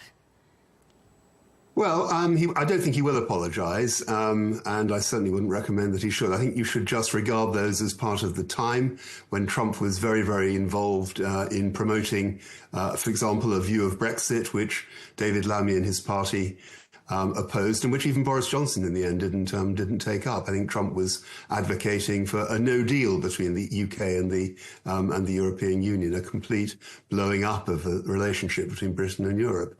I think that would be totally against British interests, and that's another of the areas I had in mind when I was saying that I don't think he worked in the genuine Anglo-American interest during his time in his first term. Let's see what happens now. So I mean, David Lammy was there with Keir Starmer in New York when they spent 2 hours with Trump in September. He's had meetings with J.D. Vance and others on the Republican side. I think you have to look at the here and now, at someone who was an opposition politician 7 years ago and is now our Foreign Secretary. And I think you have to go from there. Now, the current British ambassador to Washington is approaching the end of her term, and I'm just wondering, obviously you were there. more than 10 years ago now. I'm just wondering what you think. First of all, do you think there are any obvious candidates for the job? And what you think this next ambassador is going to have to get right when it comes to managing relations between London and Washington? Well, I think our present ambassador has got a few things right. I don't think that our former Foreign Secretary, David Cameron, he got himself, he had dinner with Trump at Mar-a-Lago earlier this year, and that will have come about because of our ambassador's intercession and advocacy for the need for that meeting to talk about Ukraine at a time when funding for Ukraine in Congress was blocked. And she also arranged the meeting between Keir Starmer and Donald Trump in New York in September. So she's obviously got fluent working links with the Trump organization, which is greatly to her credit. That's the job of an ambassador in a campaign. It's to have those links with the two main candidates and their teams. And I'm sure it's not easy with the Trump team and not afforded to all governments and all ambassadors. So I think there's there's been lots of talk of political appointments. I have no inside track on that and no knowledge. But I would have thought that Karen Pierce either continuing the job or having a professional diplomat in the role looks like the best, or certainly the least bad of the many options available. It's not obvious to me that a political appointment by a Labour government to a Trump administration really would make sense at this point. And Sir Nigel, you yourself served as ambassador from 2007 to 12, bridging the Bush and Biden administrations. Bush and Obama, Okay, that was reported to have been a smooth transition. How likely is it that this one will be? Well, I think that you're right. I mean, Biden was obviously the vice president coming in. Bush put particular emphasis on doing things the right way. His team produced a book about it just a year or so ago. So I do, and I think Obama tried with the Trump team to do something of the same, but I don't think it was necessarily reciprocated. I don't think that they will be spiteful, vindictive, or whatever. I think they'll try and do a proper handover, but it'll depend very much on the people that Trump appoints to his transition team, and then the people that, starting later this month, he starts to appoint to the administration. And of course, amongst those last time round in 2016, beginning of 2017, were a number of seasoned professionals in their fields, General Mattis, Rex Tillerson, Steve Mnuchin, and others, who perhaps took a more conventional view of politics and transitions than might be the case with the new team arriving this time. We'll have to see if it's someone like, Elon Musk or Mr. Kennedy or others. Then they come from a different type and style of politics, if it can be called politics, and that I think might be more difficult, and they might be less interested in hearing how the previous administration did it. So, Nigel, just looking at the numbers on Wall Street, it looks like there's a pretty upbeat feeling there. Not quite so upbeat on the European markets. And I'm just wondering if that's perhaps because tariffs are due to make a comeback. And I'm just wondering how you see the impact of tariffs as being on the British economy. Well, I'm sure it will be damaging for the UK, damaging for the US ultimately, by the way, as well, of course, and damaging for Europe if it goes ahead. There will be retaliation, certainly by the European Union. I have no idea whether the UK would retaliate against significant tariffs if they were imposed. But this is generally a bad idea, and I think I'm in the camp of those who believe in open trade and avoiding this sort of across the board and frankly unwarranted interference with the free flow of trade. Okay, well, we're going to leave it there. Really appreciate you taking the time to speak to us. Sir Nigel Shimwell, thank you very much. Thank you.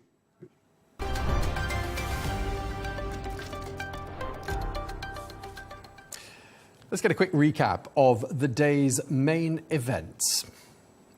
Donald Trump is set to become the 47th President of the United States, becoming the first president in more than a century to win a non-consecutive second term.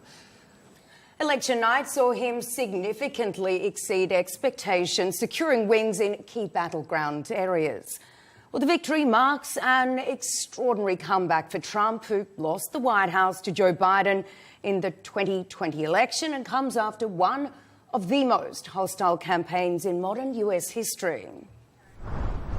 Well, Fox News was the first broadcaster to project that he had secured enough electoral votes to win the presidency, defeating the Democratic hopeful Kamala Harris and capping a stunning political comeback 4 years after he left the White House.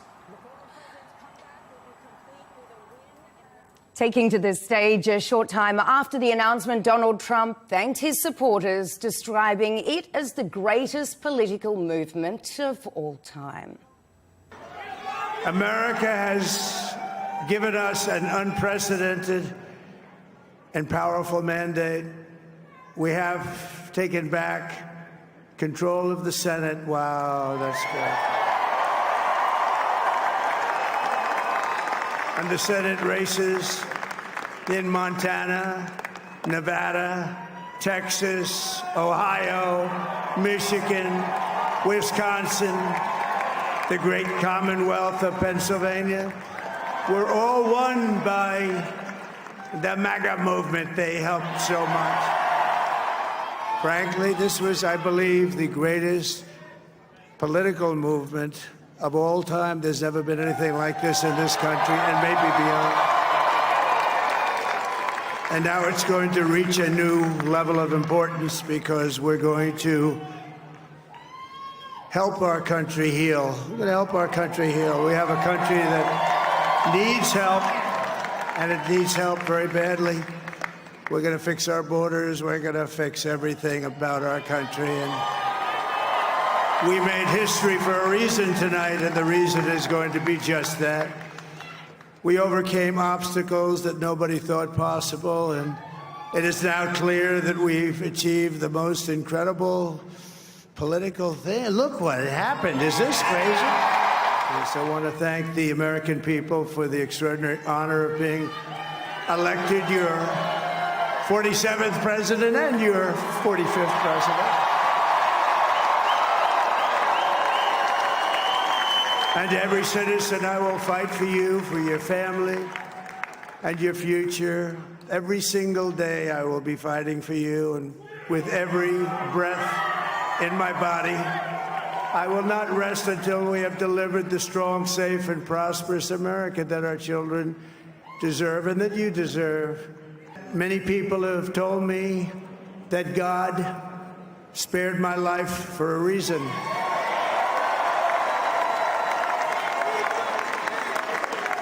And that reason was to save our country and to restore America to greatness.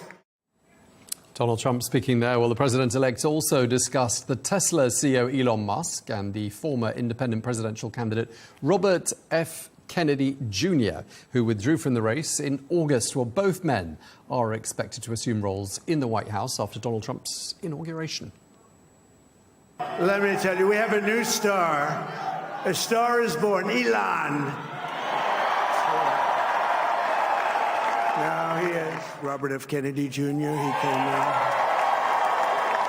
And he's going to help make America healthy again. In the earlier hours, Kamala Harris, recognising the difficult circumstances, chose not to speak to her supporters at her watch party on the Howard University campus in Washington, D.C. Now, the event ended before 1 a.m. local time as the outcome became clear. She's expected to speak around 4 p.m. East Coast time. Meanwhile, Republicans also regained control of the Senate, further solidifying their influence in the federal government and adding to the impact of Trump's potential victory. OK, so where did it all go so wrong for Kamala Harris and so right for Donald Trump?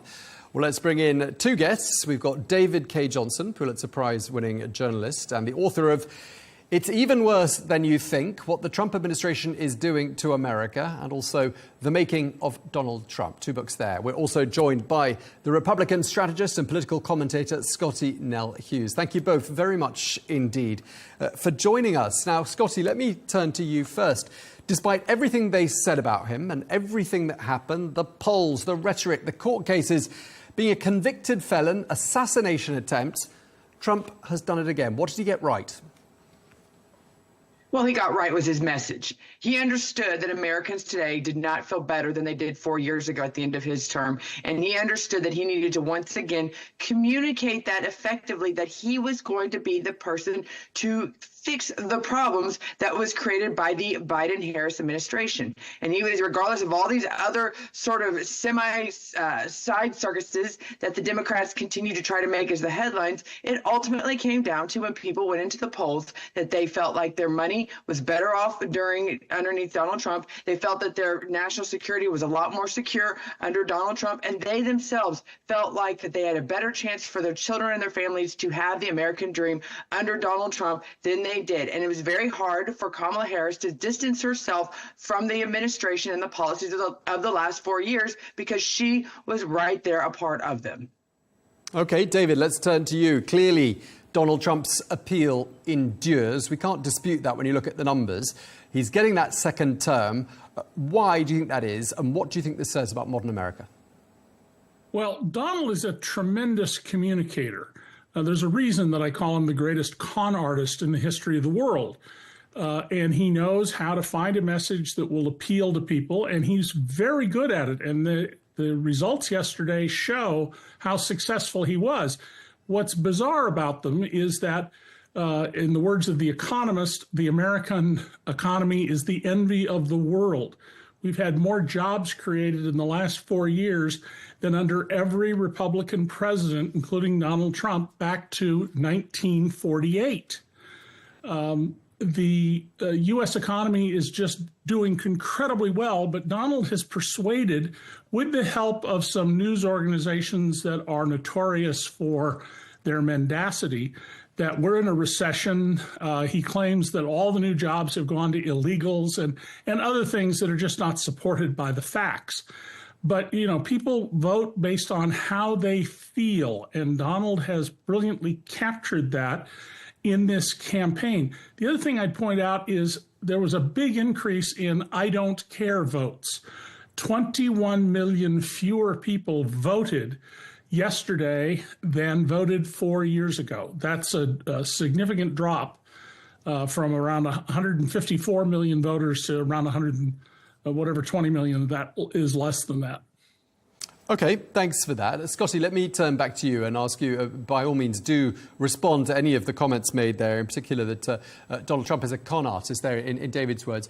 And this point that you were making of Americans voting with their pocketbooks, I mean, that's basically what every election boils down to, isn't it? But when you look at the numbers from the outside, you look at unemployment, you look at inflation, you look at GDP growth, none of it looks too bad.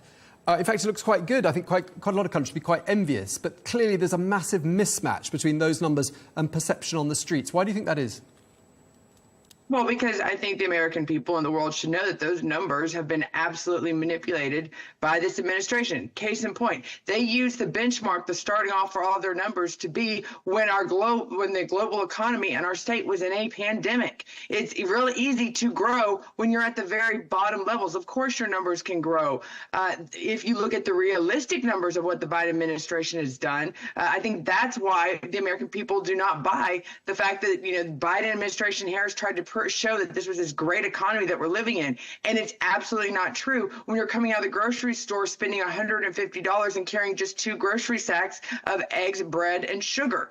That is one where people go, why is this administration continuing to lie to us? Not only that, but it has been so often done by this administration. They present the numbers, and then 2 months, 3 months later, they adjust them to the reality of the situation. They praise their originals, just like they did with not only the crime and safety numbers, to say that, oh, America is safer than it's ever been. And then later on, the FBI came back and went, no, your numbers, you left out the major cities in the U.S. We're not that safe. They did the same things with the job market, where we are actually very much underreported what they said. And how much percentage of those jobs are government jobs? They're not private sector jobs. They're government jobs that were created to try to beef up the numbers as well. And how many of those jobs were actually full-time jobs versus part-time?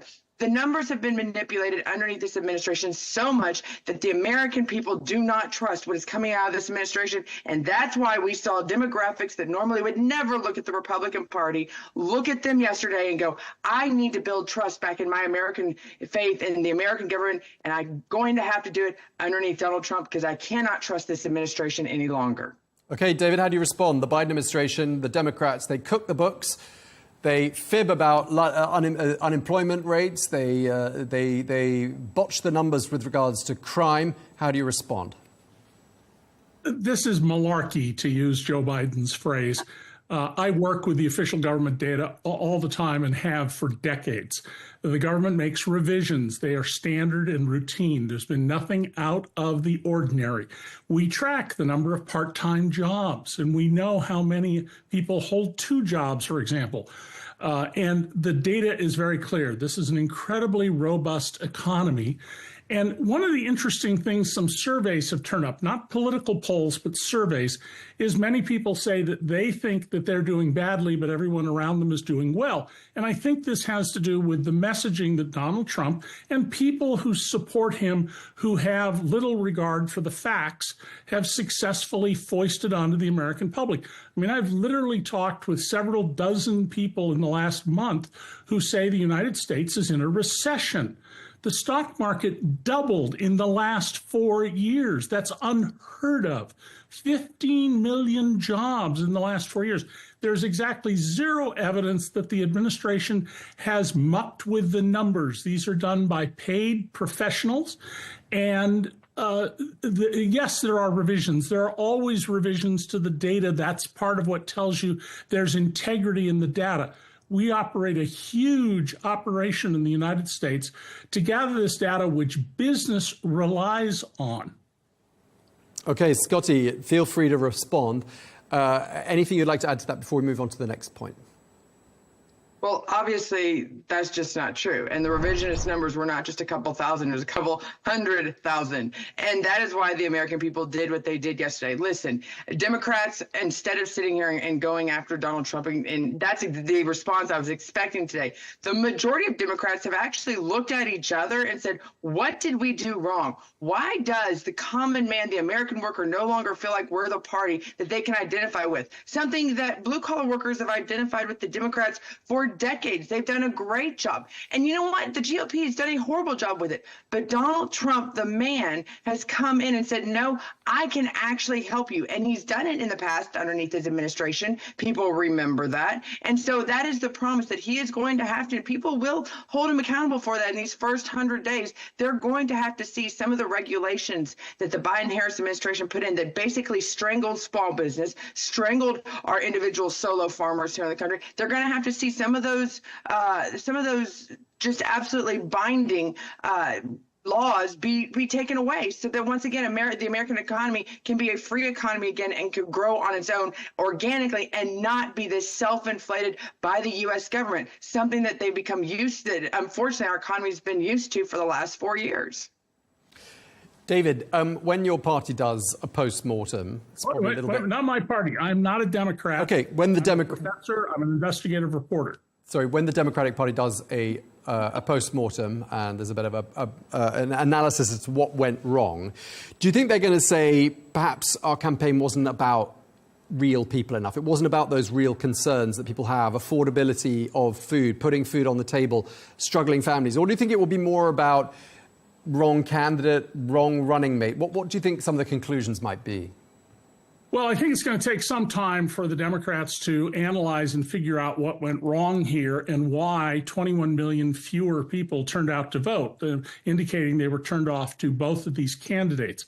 I think the Democrats need to put a lot of time into the messaging, because all the things Scotty has been telling you about the economy, and I am well known for the care I take in the data that I present. No one ever in my career, and including White Houses, has questioned my use of data, except a few people like Scotty who don't know what they're talking about.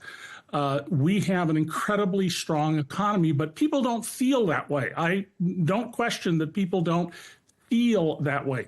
I think the Democrats are going to have to ask if America voted the way it did in part because of racism and sexism.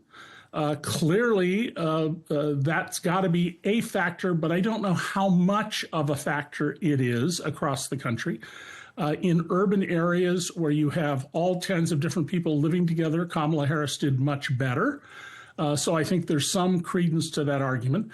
And I think Harris's message was so focused on the concerns of women, particularly reproductive health care, that it turned off a lot of men. I think that's very clear. And just one last point about the economy. The decline in the wages of workers in America began with the Reagan administration's assault on unions. I've done, and other people have done, analyses that track the density of union membership and wages, and they track almost perfectly. Back in 1973, when 37% of private sector workers belonged to unions, about 80% of workers benefited.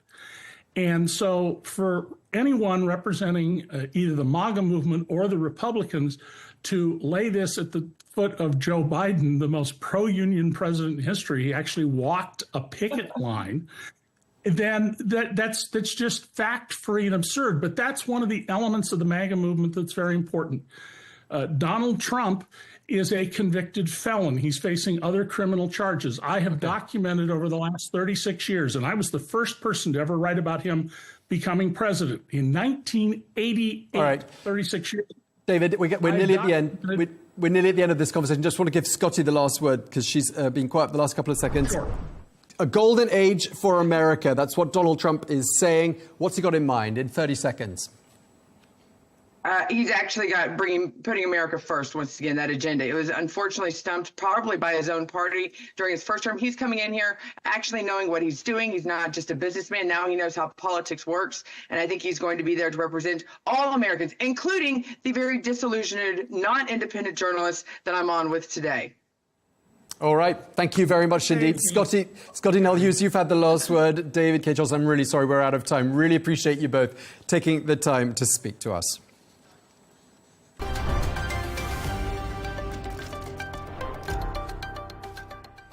And just very briefly, Tom, we are hearing reports now that Kamala Harris has actually called Donald Trump to congratulate him. But thank you very much for joining us for our special coverage of the US presidential election here on Al Arabiya News. Indeed, we've navigated you through the key moments, the drama and the results that are going to shape the future of the United States and its place in the world. We hope you've enjoyed it. And we hope we've provided you with some insightful analysis and updates from every angle. Well, up next, it's Riz Khan. We'll be back tomorrow at the same time. Until then, from all of us, good night.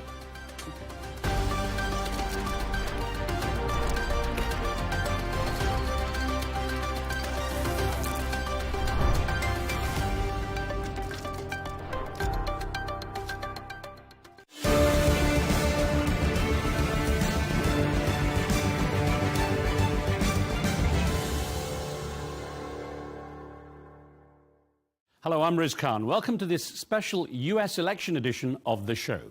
As votes are cast and counted across America, many millions of observers across the world are perched on the edge of their seats with the kind of nervous excitement normally associated with a season-ending episode of a must-see, top-rated TV drama. And of course, the race for the White House has been the biggest drama in the global news cycle for many months, even dwarfing coverage of major conflicts in Ukraine and the Middle East. And it's been played out passionately in both the mainstream and social media. Well, the result of this election will resonate across the world with geopolitical impact far beyond the domestic borders of the US. Political tremors, perhaps even earthquakes, will be felt from Michigan to Moscow, Beirut to Beijing, Tel Aviv to Tehran, and beyond.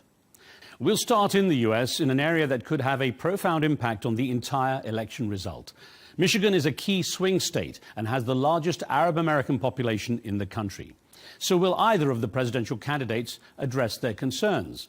Dearborn is the first Arab-majority city in the entire United States, and for its 55,000 citizens with Arab roots, a death toll of 42,000 Palestinians in Gaza looms large on the ballot. Nearby, the mayor of the city of Dearborn Heights, Bill Bazzi, made his choice. He endorsed Donald Trump.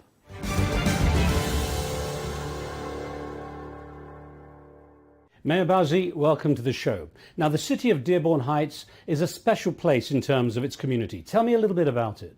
Right now, we're probably about, it's a good city. It's a diverse city. We have, it's pretty diverse with, Arab Americans, and we have a lot of Europeans, Italians, Polish, Macedonians.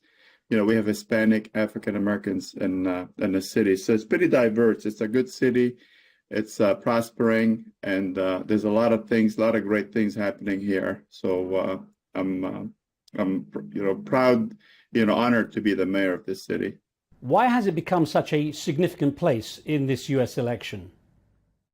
Well, for the last 4 years, that I served in the military. I served 21 years in the U.S. Marines.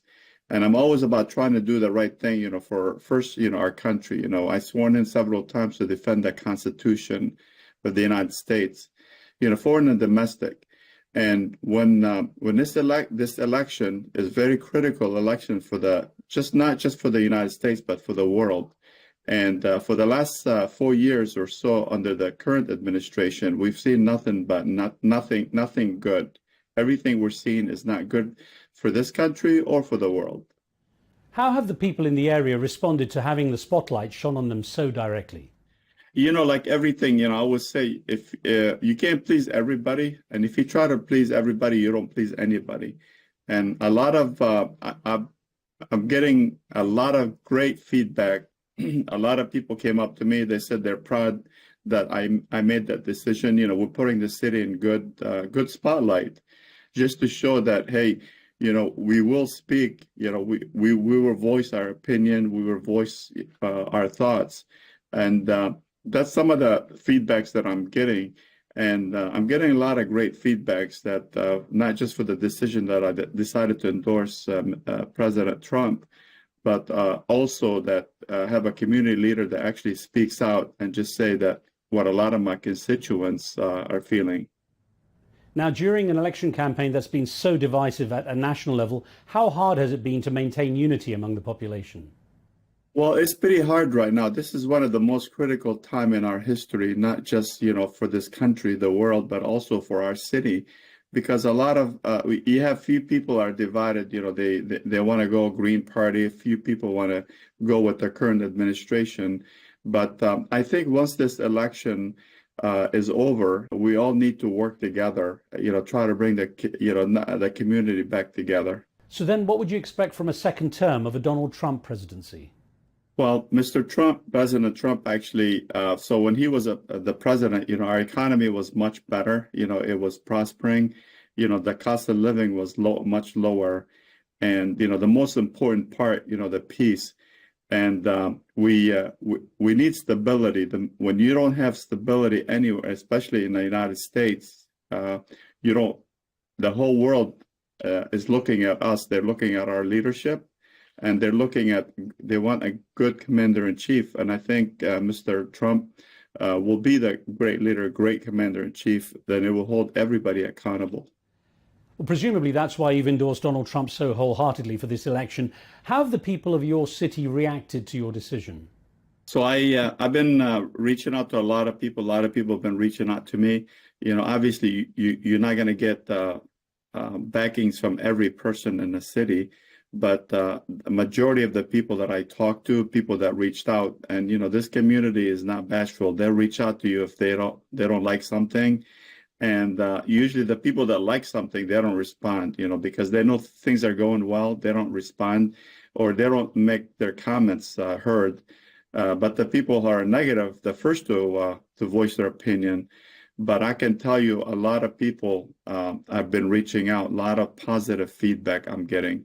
And I've been talking to even youth that just become of age to vote, 18 years old. They're very motivated, very supercharged, because they do have families overseas, and they're voting for Trump. Now, other Muslim mayors from your region of the USA, including the mayor of Hamtramck, Amr Ghalib, have also endorsed Donald Trump. To what extent do you think this is a direct backlash because of the Biden-Harris policies towards the Israel-Gaza conflict? Well, I can't speak for other mayors, but for me, that's one of the biggest contributor is I'm all about peace. You know, I'm a person that grew up in the war. I was born in Lebanon.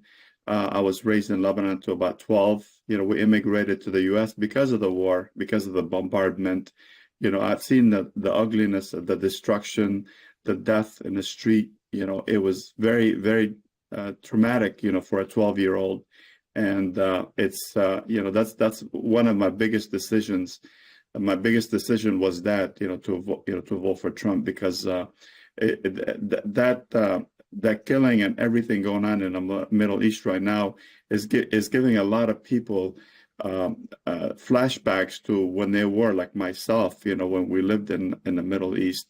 And a lot of kids, you know, the 18-year-olds, you know, they still have families over there. They coordinate with them. They visited their homeland, and they feel the same way. So that's, you know, that's very critical, you know, to all of us while we make that decision. I can't, like I said, I can't speak for other mayors or other leaders, but for me, you know, that's my deciding factor, and that's why I went with Mr. Trump. What do you expect as a lasting legacy of these U.S. elections for the people of Dearborn Heights? I think it's going to be tough the first few weeks, you know, because, you know, people have their sentiments, you know, they care about one party over the other, you know, the Green Party. But I think once the election's over, I'm very confident Mr. Trump will actually come out and will try to bring people back together. And people will see that he wants peace, and he's trying to get this my city back together, so people can see. Once they see results, then people are going to say, you know what, you know, I didn't vote for him, but I should have voted, and I'm glad, you know, he's the president. Now, considering the tensions in the country and the divisions, there are real fears that following the election, irrespective of the result, that things might spill over onto the streets. What fears do you have that might happen in Dearborn Heights? Well, we have the people here. I mean, they're very civilized. You know, if there's any chaos, it's going to probably come from somewhere from the outside the city. But we are prepared as a city to handle anything. And you know, we are monitoring the situation. You know, we will be monitoring the polls to make sure that everybody has the freedom, their right to vote. And whatever happens, you know, afterwards, you know, we're taking precautions just to make sure that there's no any issue in our city. And we will be our police from both local, you know, state, you know, will be monitoring the situation. And my chief is also working with outside agencies to make sure that no issues will happen in my city or neighboring cities. Mayor Bill Bazzi, thank you, sir. Thank you, sir. I appreciate it.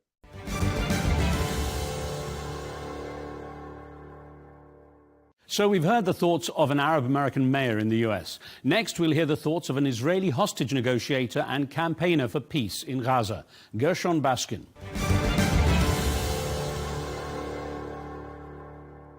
Gershon Baskin, thank you. It's good to have you on the show. Donald Trump keeps promising he'll stop all conflicts, including those Israel has with Hamas and with Hezbollah. But when it comes to the Israeli-Palestinian situation, how did he fare in his previous presidency, except perhaps infuriating the Arab world in December 2017 by recognizing Jerusalem as the capital of Israel and moving the American embassy there? He certainly did that, which infuriated the Arab world. He moved forward with the Abraham Accords, which, while it created a situation of peace agreements between Israel and the United Arab Emirates and Bahrain and Morocco, they did throw the Palestinians under the bus. But it should also be noted that Trump's deal of the century that he put on the table was essentially a two-state solution. It allowed Israel to annex 30% of the West Bank, which was, of course, unacceptable to the Palestinians. But Trump did put out there the principle of the two-state solution, and because Netanyahu could not go against Trump, the Netanyahu regime at that time actually accepted it. So one could say, in retrospect, that there was an agreement for the first time of Netanyahu to accept the idea of a Palestinian state. Of course, that didn't go anywhere. The Arab world rejected it, and it was a bad plan to begin with. But the principle of two states was there. Now, Trump is totally unpredictable. So it's impossible to imagine what he might do, what he could do.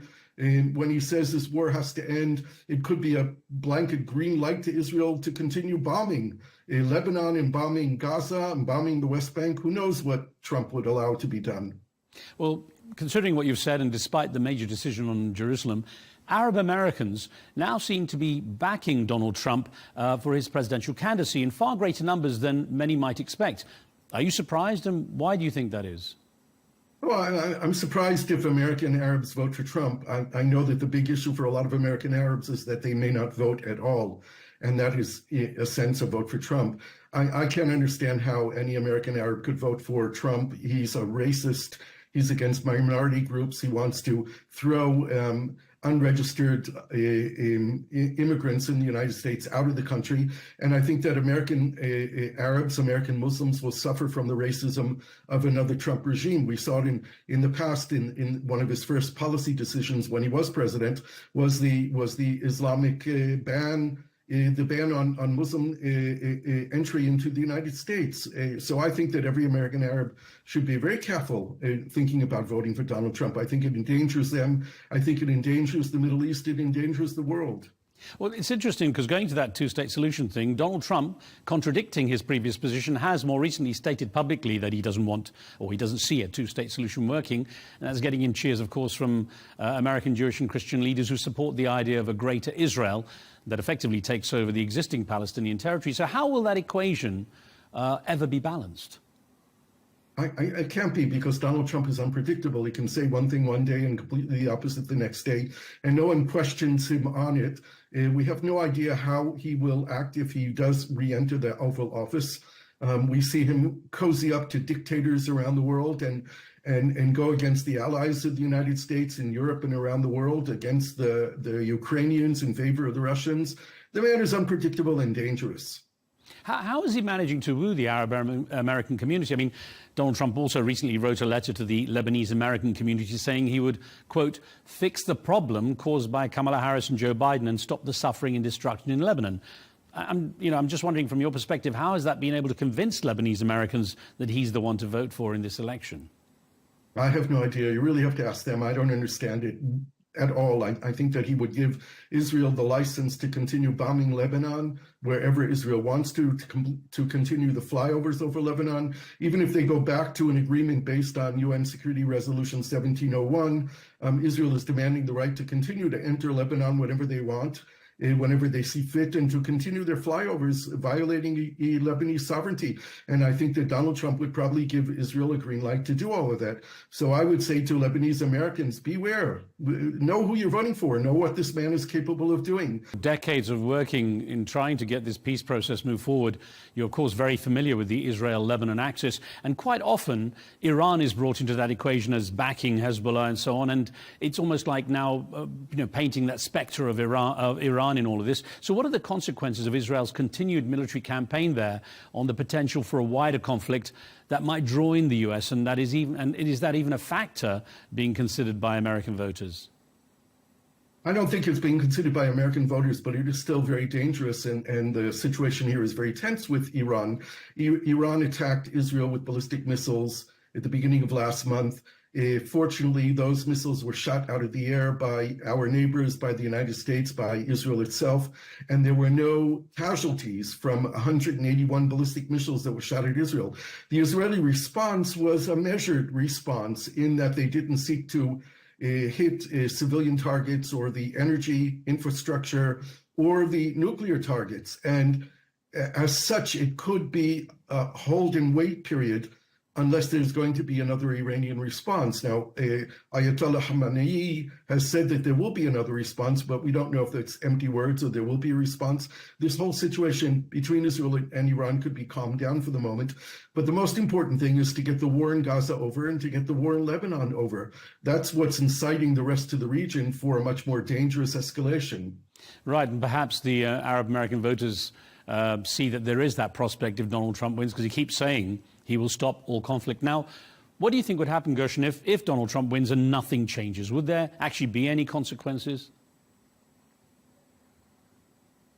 I can't predict. What I know is that the United States has to weigh heavily on Benjamin Netanyahu, on Prime Minister Netanyahu, to end the war in Gaza. This war must be ended. Look at all the damage that's been done in Gaza. 2 million people homeless now, over 40,000 people killed, thousands probably buried under rubble still, 101 Israeli hostages in Gaza. This all needs to end. Hamas needs to exit Gaza. There needs to be a civilian, technocratic, professional government taking over the Gaza Strip, perhaps the entire Palestinian Authority. We all need new leaders here. Netanyahu cannot continue as the leader of Israel, having the responsibility for what brought us to October 7th and what happened on October 7th and since then. And the Palestinians need new leaders. Mahmoud Abbas is in the 18th year of a 4-year term. He's 89 years old. The divided Palestinian leadership needs to be united. Palestinians need to have enough security and stability to be able to go to new elections. And this regardless of who is the next president of the United States.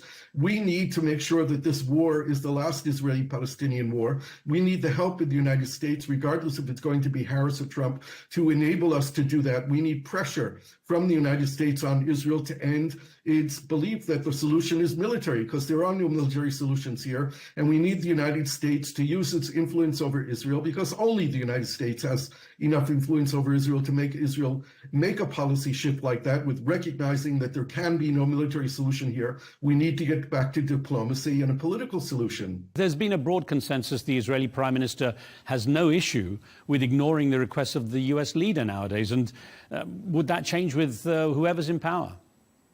Well, I think it has to, and I think we have to recognize that Israel is more dependent on the United States today than ever before. I'm not a professional in the field, but I made a list of about 15 issues on which the United States has leverage over Israel. Now, some of these things are said behind closed doors.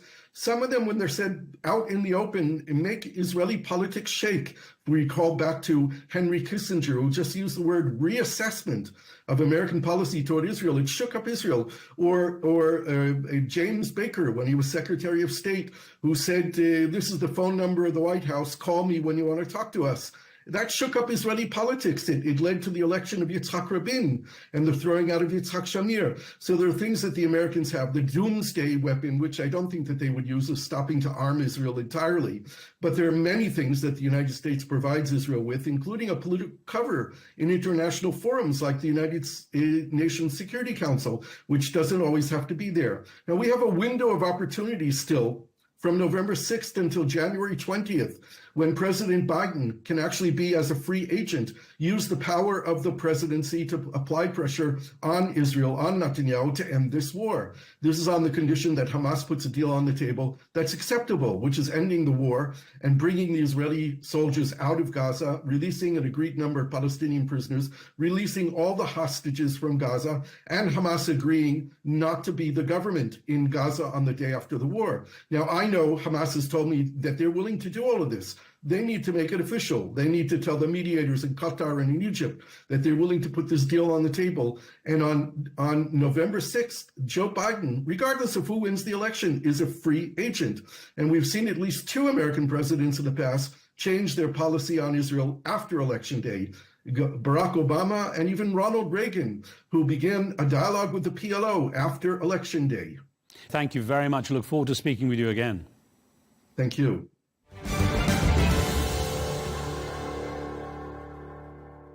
The ongoing war between Russia and Ukraine is another conflict that could hinge on the outcome of the US elections.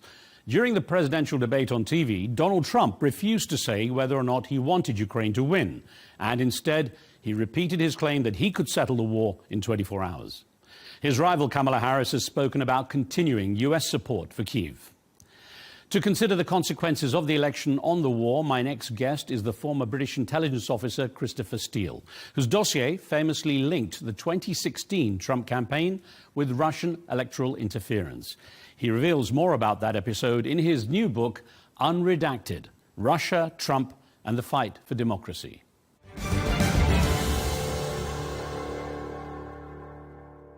Christopher Steele, glad you could join the show. Let me start by asking you what you'd expect to be the likely consequence for the war in Ukraine. It'll all be different, that actually some sort of deal will be imposed on Ukraine, which will be very detrimental to the sovereignty and democracy of the country and its security.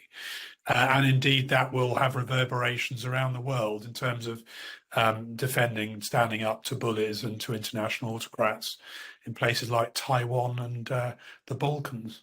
So when Donald Trump says he can settle the Ukraine war in a day, even if that was possible, how do you think he could achieve that? Well, it's hyperbole, of course, from Trump, as everything is.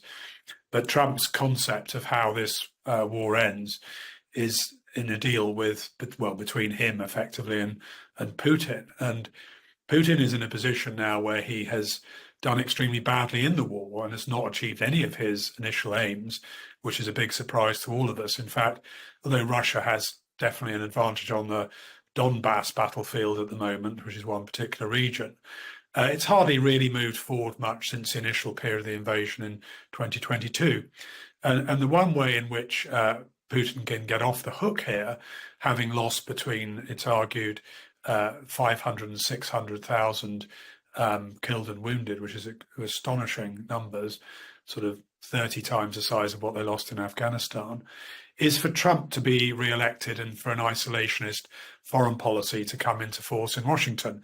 And that, of course, doesn't just depend on Trump. It also depends on what happens in the elections to the Senate and the House of Representatives, which are also significant, I think, regarding Ukraine's future. Because any deal, in fact, even with Kamala Harris as the president, any deal to roll over US financial and military aid to Ukraine would depend on congressional approval. And of course, in the background, we have NATO. How worried do you think NATO leaders might be about the outcome of this US election? I think in general they're very apprehensive, but I suspect that the further east you go to countries like the Baltic states and Poland and Romania, there is particular anxiety about this because Russia won't stop at Ukraine. Putin may have to go back home and rearm and re-equip and everything his armed forces. But a bit like the 1930s, he'll be back if he prevails in Ukraine, and he'll back in terms of aggression towards the Baltic states, I would think, in the first instance, and possibly others. And the risk is that Trump will either leave NATO or he will make the Article 5 mutual defence guarantees much weaker and not reliable and will encourage Putin on. So I think that is a great concern. Well, early in the US presidential campaign, President Putin made a comment that he preferred Kamala Harris to win and liked her laugh. It was widely considered to be a joke, but in your opinion, which candidate would Vladimir Putin like to be in the White House next? Almost certainly Donald Trump. And in fact, if you look at some of the things that have come out in this election campaign, the so-called Tenet media case, which you'll be aware of, where the Russians were caught pouring $10 million into an internet chat show or whatever in America, thoroughly behind Trump. And indeed, the attempt a couple of weeks ago to smear the vice presidential candidate Tim Walz on the Democratic side with all sorts of smears and slurs about his private life were clearly emanating from Moscow, and a sign that, in fact, the Russians are more than ever keen that Trump should win and that Republicans should win and that America should adopt an isolationist and pragmatic, as it were, I would say mercantilist foreign policy. Do you still believe Russia holds some kind of leverage over Donald Trump? And if so, what's the nature of that leverage? I suspect that they do hold leverage over Trump. That leverage could vary from financial information to personal conduct information. I suspect that hasn't been fully investigated by the US security authorities, particularly when Trump was president. And it's something that there's clear evidence that this has been talked about not just by our sources back in 2016, but by other people. If you look at the Mueller report, for example, there is a conversation there recorded between Michael Cohen, who was working for Trump at the time, and a Georgian Russian contact of his in Moscow about there being compromat sex tapes involving Trump. So I don't think this is unique to us. I think it's something that's out there and is still a big question mark. From what you know of Vladimir Putin, which of the candidates do you believe could be the most effective in dealing with him? Again, I think it's not just the presidency that matters in this regard. It also depends on who's running Congress, who are leading the key committees. Because, as I said, I think the key issue at the moment will be whether American aid to Ukraine, financial aid and military aid, is rolled over. And we saw how damaging it was earlier this year when there was a hiatus in the aid being provided to Ukraine because of stalling in the American Congress and the fact that over half the Republican members of the House voted against this aid package. But I believe firmly that the way to deal with Putin is through close alliances with NATO, with the EU, with the European countries and other allies like Japan and Korea, South Korea, that is, Australia. Now, you became famous as the author of what's called the Steele dossier that explored Russian interference in US politics and the connections that Donald Trump had or didn't have in Russia that might have wanted to influence the US election outcome in 2016. From what I understand, that was essentially raw intelligence that was meant to be a guideline for a further investigation. So what were the consequences of that information going public?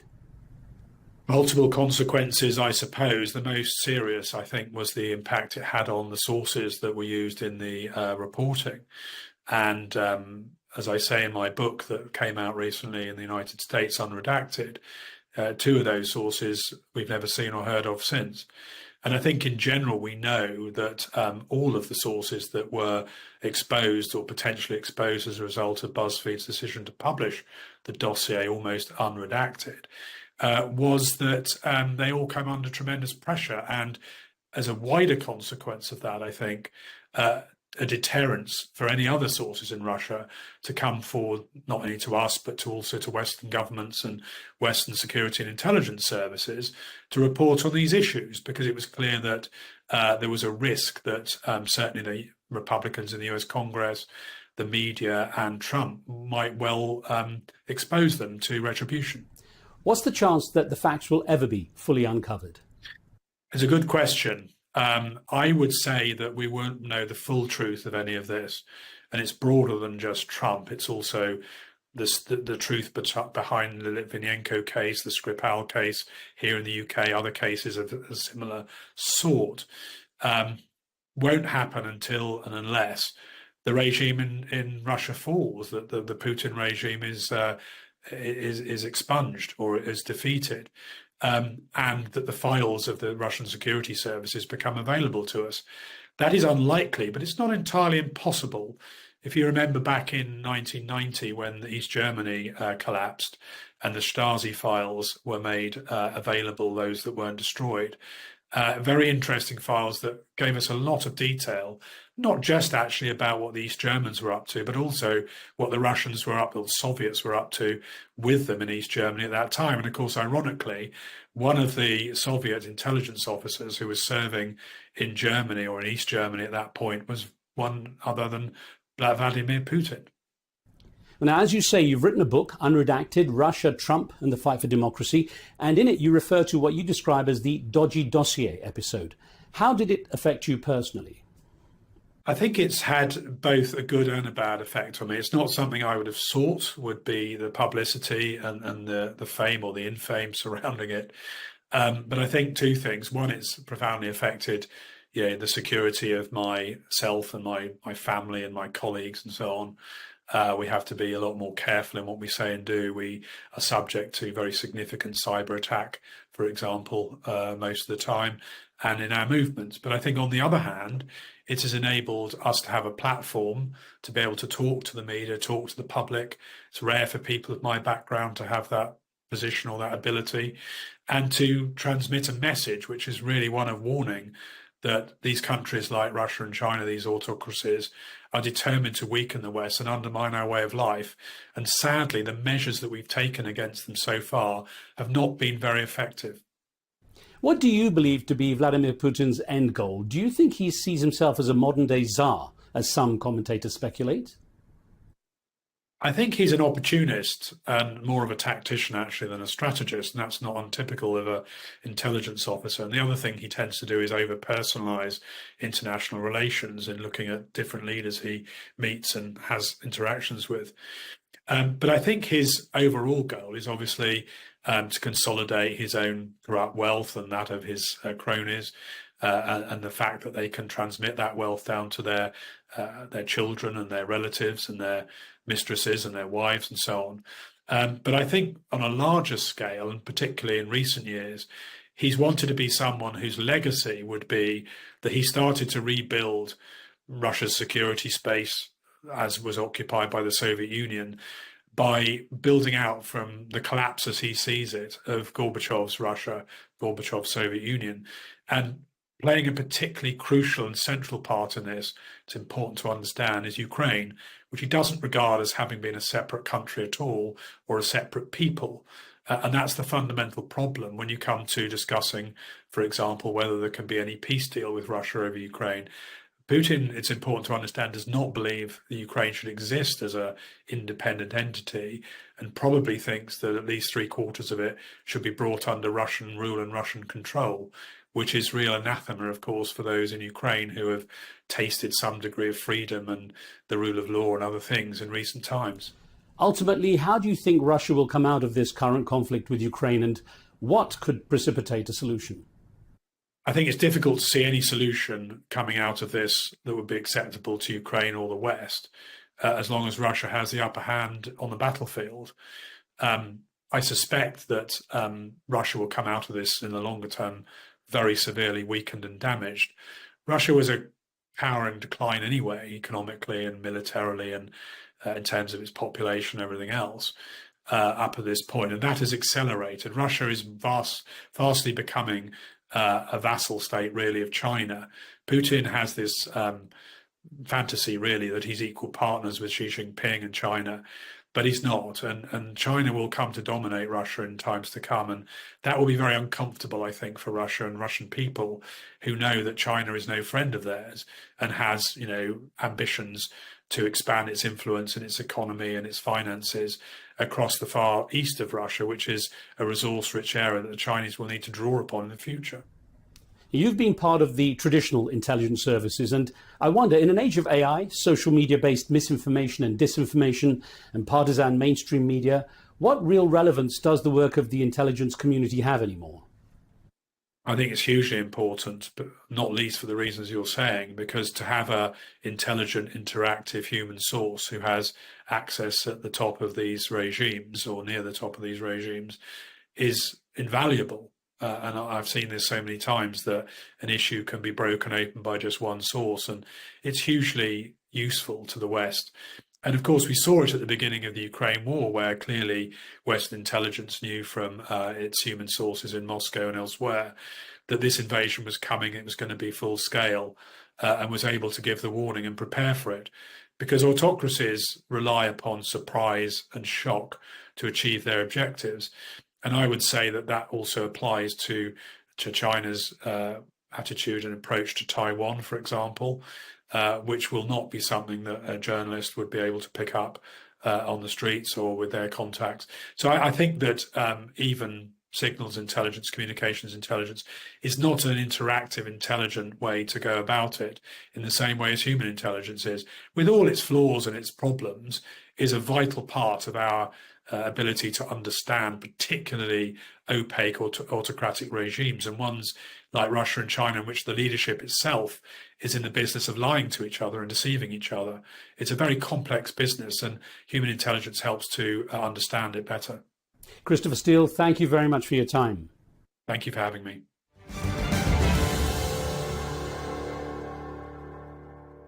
To many intelligence, security and economic experts, China is by far the #1 threat to American interests. And yet it barely featured in the electoral campaign beyond discussions about Donald Trump's plans to impose tariffs on some Chinese imports.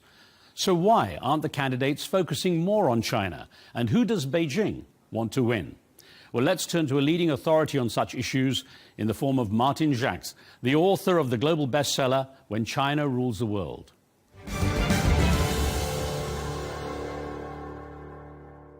Donald Trump is often considered a little volatile. So how do you feel things might change with him? Well, he is. You're right. He is volatile. I think that Trump represents a significant shift.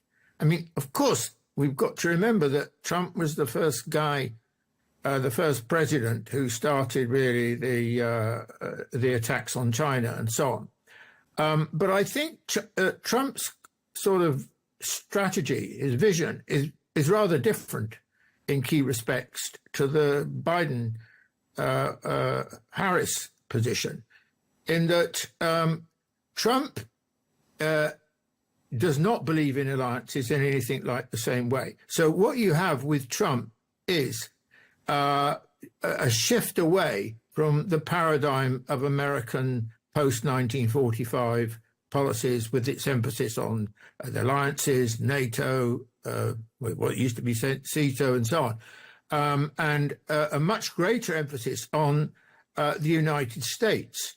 And so he above all, he wants to make America great again, but not through a set of alliances, but through the success of the United States itself. And that's a retreat, I think, from, that's a return in a way to a pre-Second World War vision of what America's place in the world should be. So, that is America on its, more America as such, and much less dependent on alliances. Now, Martin, you have a much better understanding than most people of how tricky that balance between China and America is in its interactions. I don't think a lot of people realize it's not as simple as the headlines that are presented, simply with Chinese goods, for example. Considering those two perspectives you just gave, which of the candidates do you believe China would prefer to have in the White House? Well, I think it'll probably vary amongst the Chinese experts and so on, and advisors. I think that I certainly recognize and see some Chinese voices. I mean, for example, like Yang Shutong, who's a leading international relations scholar, emphasizing that probably China would, on balance, probably do better with Trump than with Harris, simply because Trump's got much less emphasis on alliances. Having said that, of course, Trump is very big on tariffs, and I think we can expect that to happen with a vengeance in a Trump administration. He's talked about 50% tariffs on China, 10 or 20% on other countries, and so on. Now, that's going to obviously constitute a serious problem for China, because China relies a lot on its exports to the United States. So I think that on balance, I would guess slightly favoring Trump in China, but I don't think I think they're ready for whatever happens, for whoever wins and whatever they do. I think China won't be in the same situation it was after 2016, when really I think it did expect Clinton to win. It didn't expect Trump to win, and there was a period when it had to, I think, readjust its attitudes.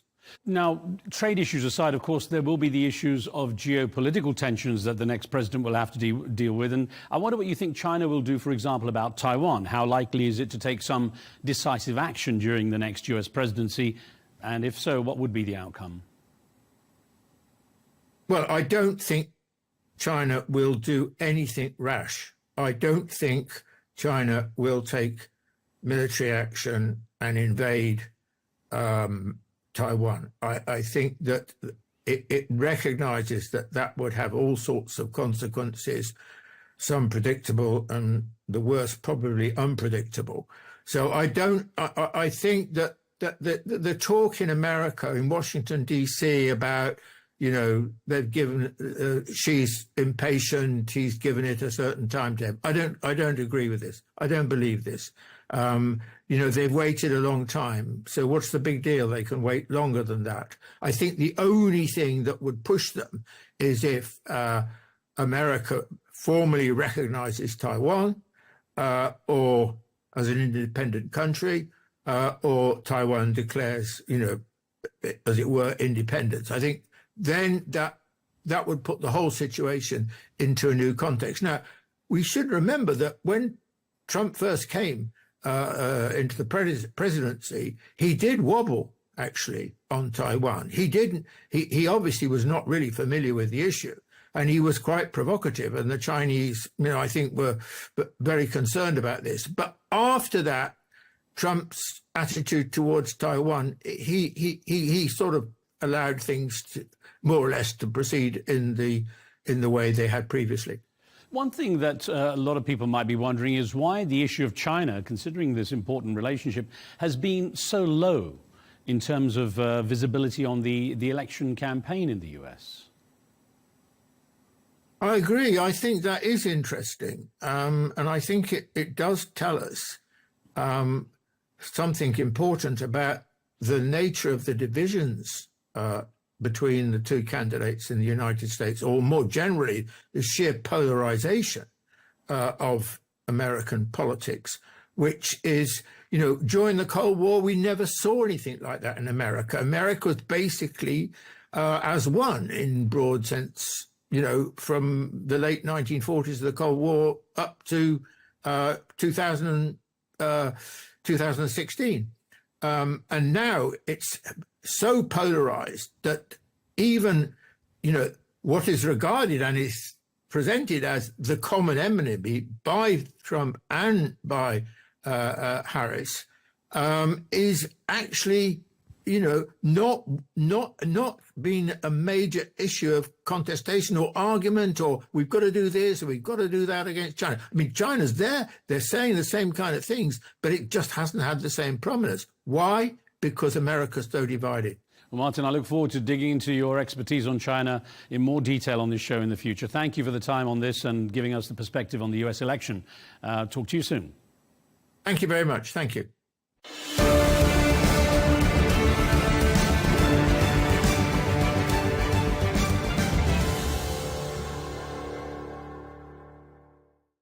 At Al Arabiya News, we go beyond the headlines. From the latest breaking news to in-depth coverage of global events. We're not bought or sold. Nobody owns us. The loss of life, the destruction of property. The conflicts are such a terrible thing. Context and analysis to help you see the full picture. The world is in a very dangerous place. Join us on Al Arabiya News. It's very impressive. Where knowledge meets perspective.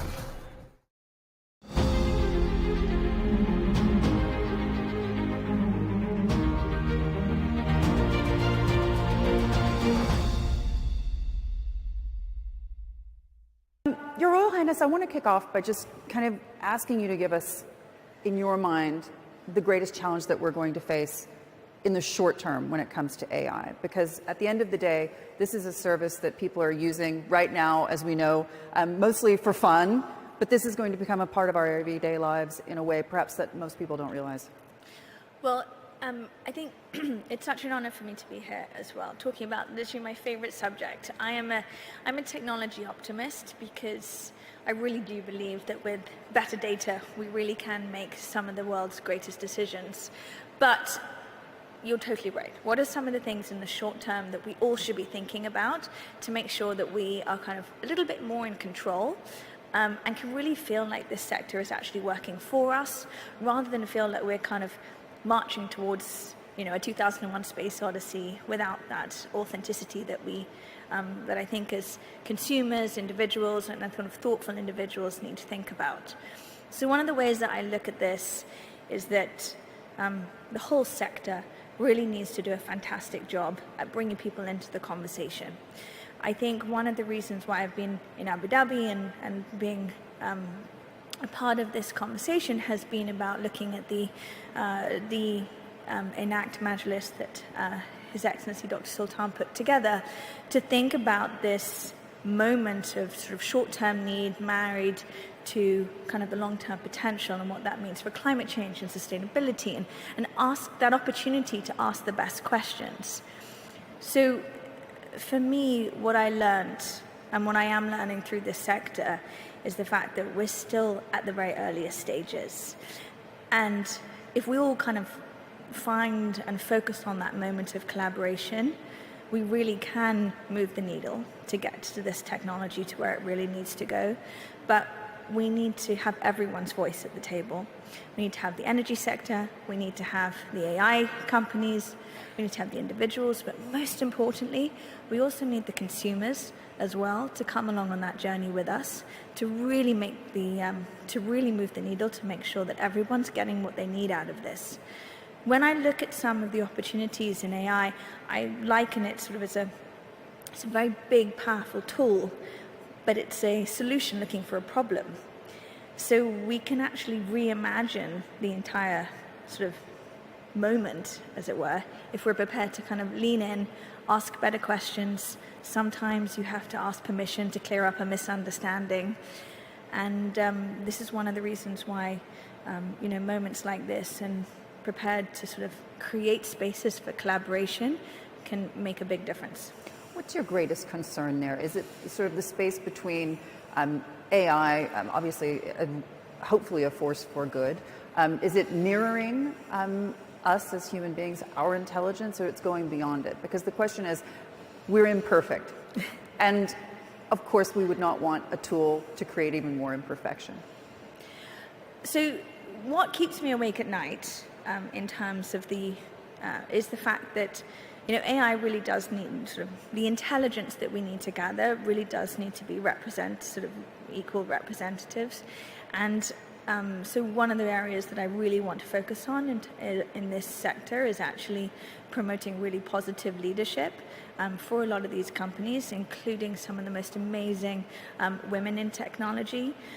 Because when I think about the fact that what's being coded in, what are we learning from, what are the IP materials that we're training on, where is the data coming from, that's the bit that I really want to think about as the most diverse group of mindsets that we can really think about. That's where the force for good can really come in. What I noticed about my career in technology, it was that it was an incredibly open-minded field. It really does come with an invitation to invite a lot of people to the table. But we need to do a little bit better to make sure that we are creating the spaces and the opportunities to invite people to collaborate with some of these tools. To avoid those potential biases. Yeah, to avoid bias, but also to lead, to ask questions, to lean in, to think about, where can we apply this best intelligence? And how do we make it beautiful? How do we make it thoughtful? And how can we actually serve humanity? And I think at the moment, we're not doing enough to think about some of the bigger human questions. I'm really inspired by, some of the programs that I'm seeing in healthcare and in sustainability, because we know that those are areas that we have vast amounts of data on, and we really can ask fantastic questions. So those are the two sectors that I'm really excited about, to see how we can channel the human good into those questions. In terms of sort of the more sort of the consumer product side and the more of the sort of the everyday usage, I think we really haven't seen the best the opportunities in that area to really maximize their full potential as yet. But as the consumer becomes more aware of what their data is doing, as they have more control of it, as they have more excitement to collaborate, and I think we will see a few more kind of fantastic use cases that can really move the needle for human good. And speaking of the consumer, I mean, to your point, at this point it's quite nascent, and perhaps the consumer doesn't even really understand what their data is and potentially where it's going to be held and how it could be used. It's a Pandora's box. Yes, and I would really advise, those individuals and the consumers and those, to spend the time to kind of educate themselves as well, because there is such potential here to really move the needle. Even learning about some of the organizations now that are, working with young people, working in education, working in healthcare. That data is fabulous. But again, making sure that you're aware of it, you know what it's doing, and how you can actually, partner with your data as well to make it work for you. To make it work for you, and then we can ask really big questions. We can ask of our future what we want. How quickly do you see that shift happening? Because as Dr. Sultan mentioned yesterday, at the moment, the majority of searches, the majority of ChatGPT, people are entertaining themselves. It's a joke, it's for fun, and that's using up so much energy. So there's a social responsibility that comes with the development of AI. And I think, as to your point, people as yet don't really understand that connection. I think the sector is doing, the companies and the individuals that are really excited about it, really are fostering fantastic relationships with, the end consumers. We've got, working with them on the users and working with them to kind of sort of create as many opportunities as we can. But for me, the best applications I'm seeing are slightly more focused. I thought what Dr. Sultan said as well of taking large enterprises and working to really ask the most fantastic questions is sort of the secret to this. Is where can our sort of extra level of intelligence really move the needle for large change? And that's what I'm seeing in energy and healthcare.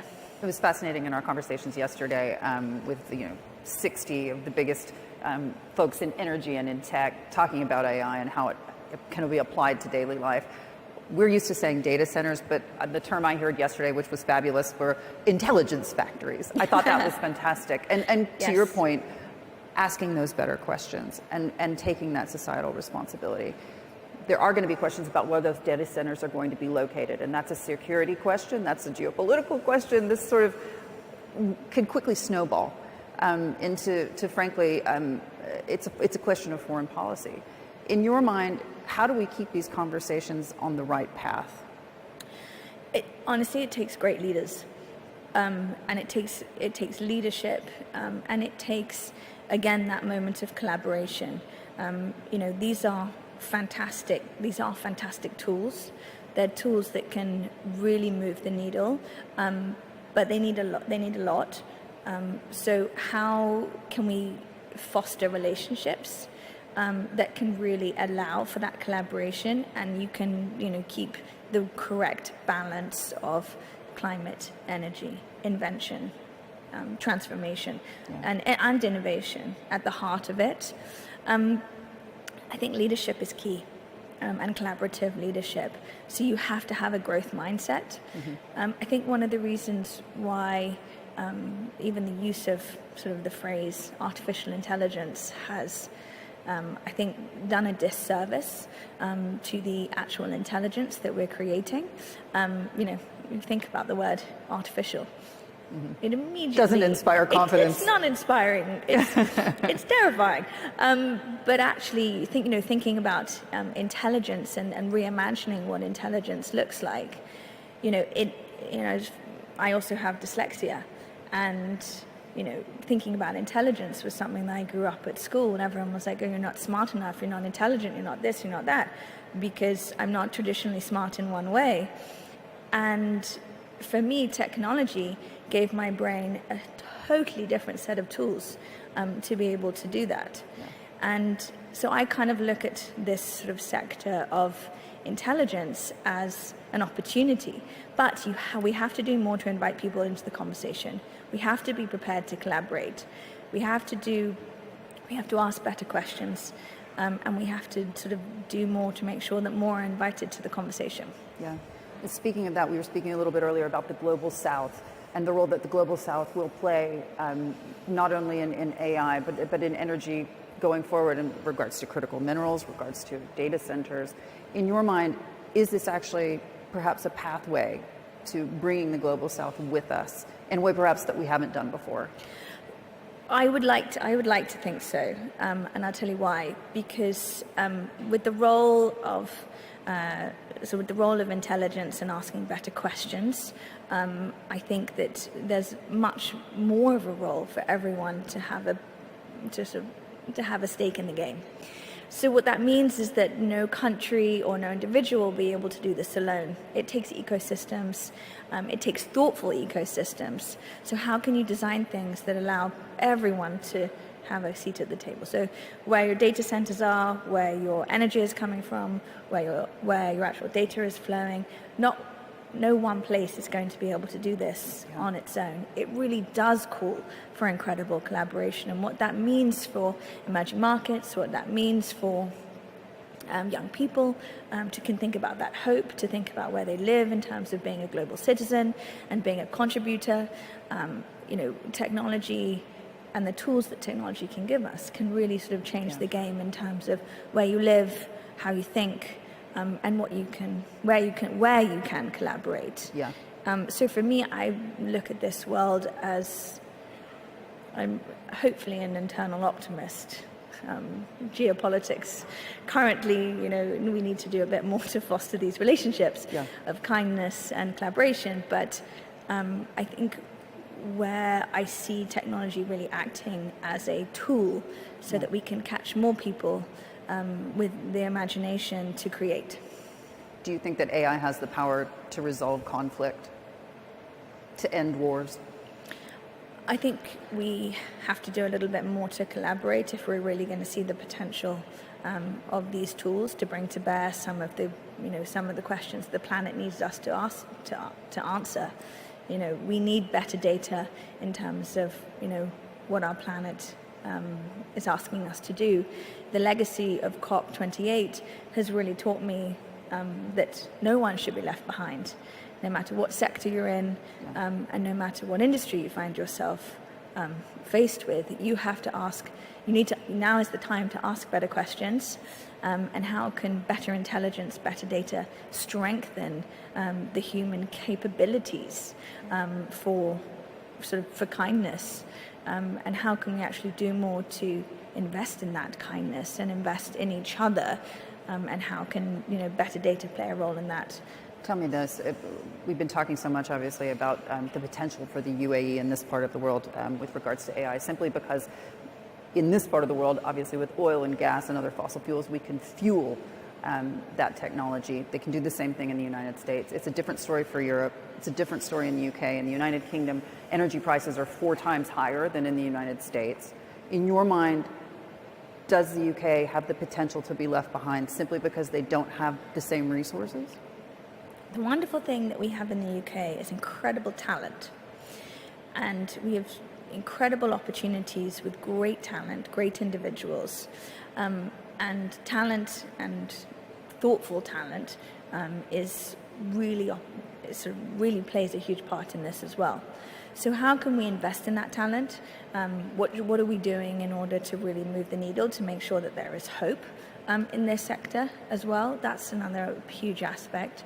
Do you feel like there is hope right now? I'd like to think so. I think I'm making it my whole life's mission to think about how hope and technology can kind of work in a collaboration mindset. So I'm probably very passionate about creating hope, and working on a few projects across the board to think about what that hope really means. Talent, skills, women in leadership, these are just some of the ways that I think that we can sort of talk about hope that really can foster fantastic opportunities for this technology to kind of work in line with some of the things that are really needed. Your Royal Highness, it's wonderful to have you here at ADIPEC 2024. Thank you so much for joining me. Thank you.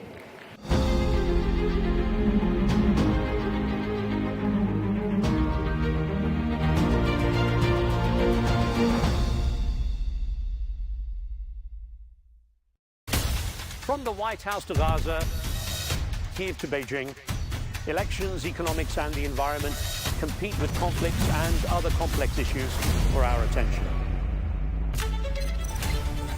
In an age of fake news, deepfake and artificial intelligence, they've got to have a vote and a say.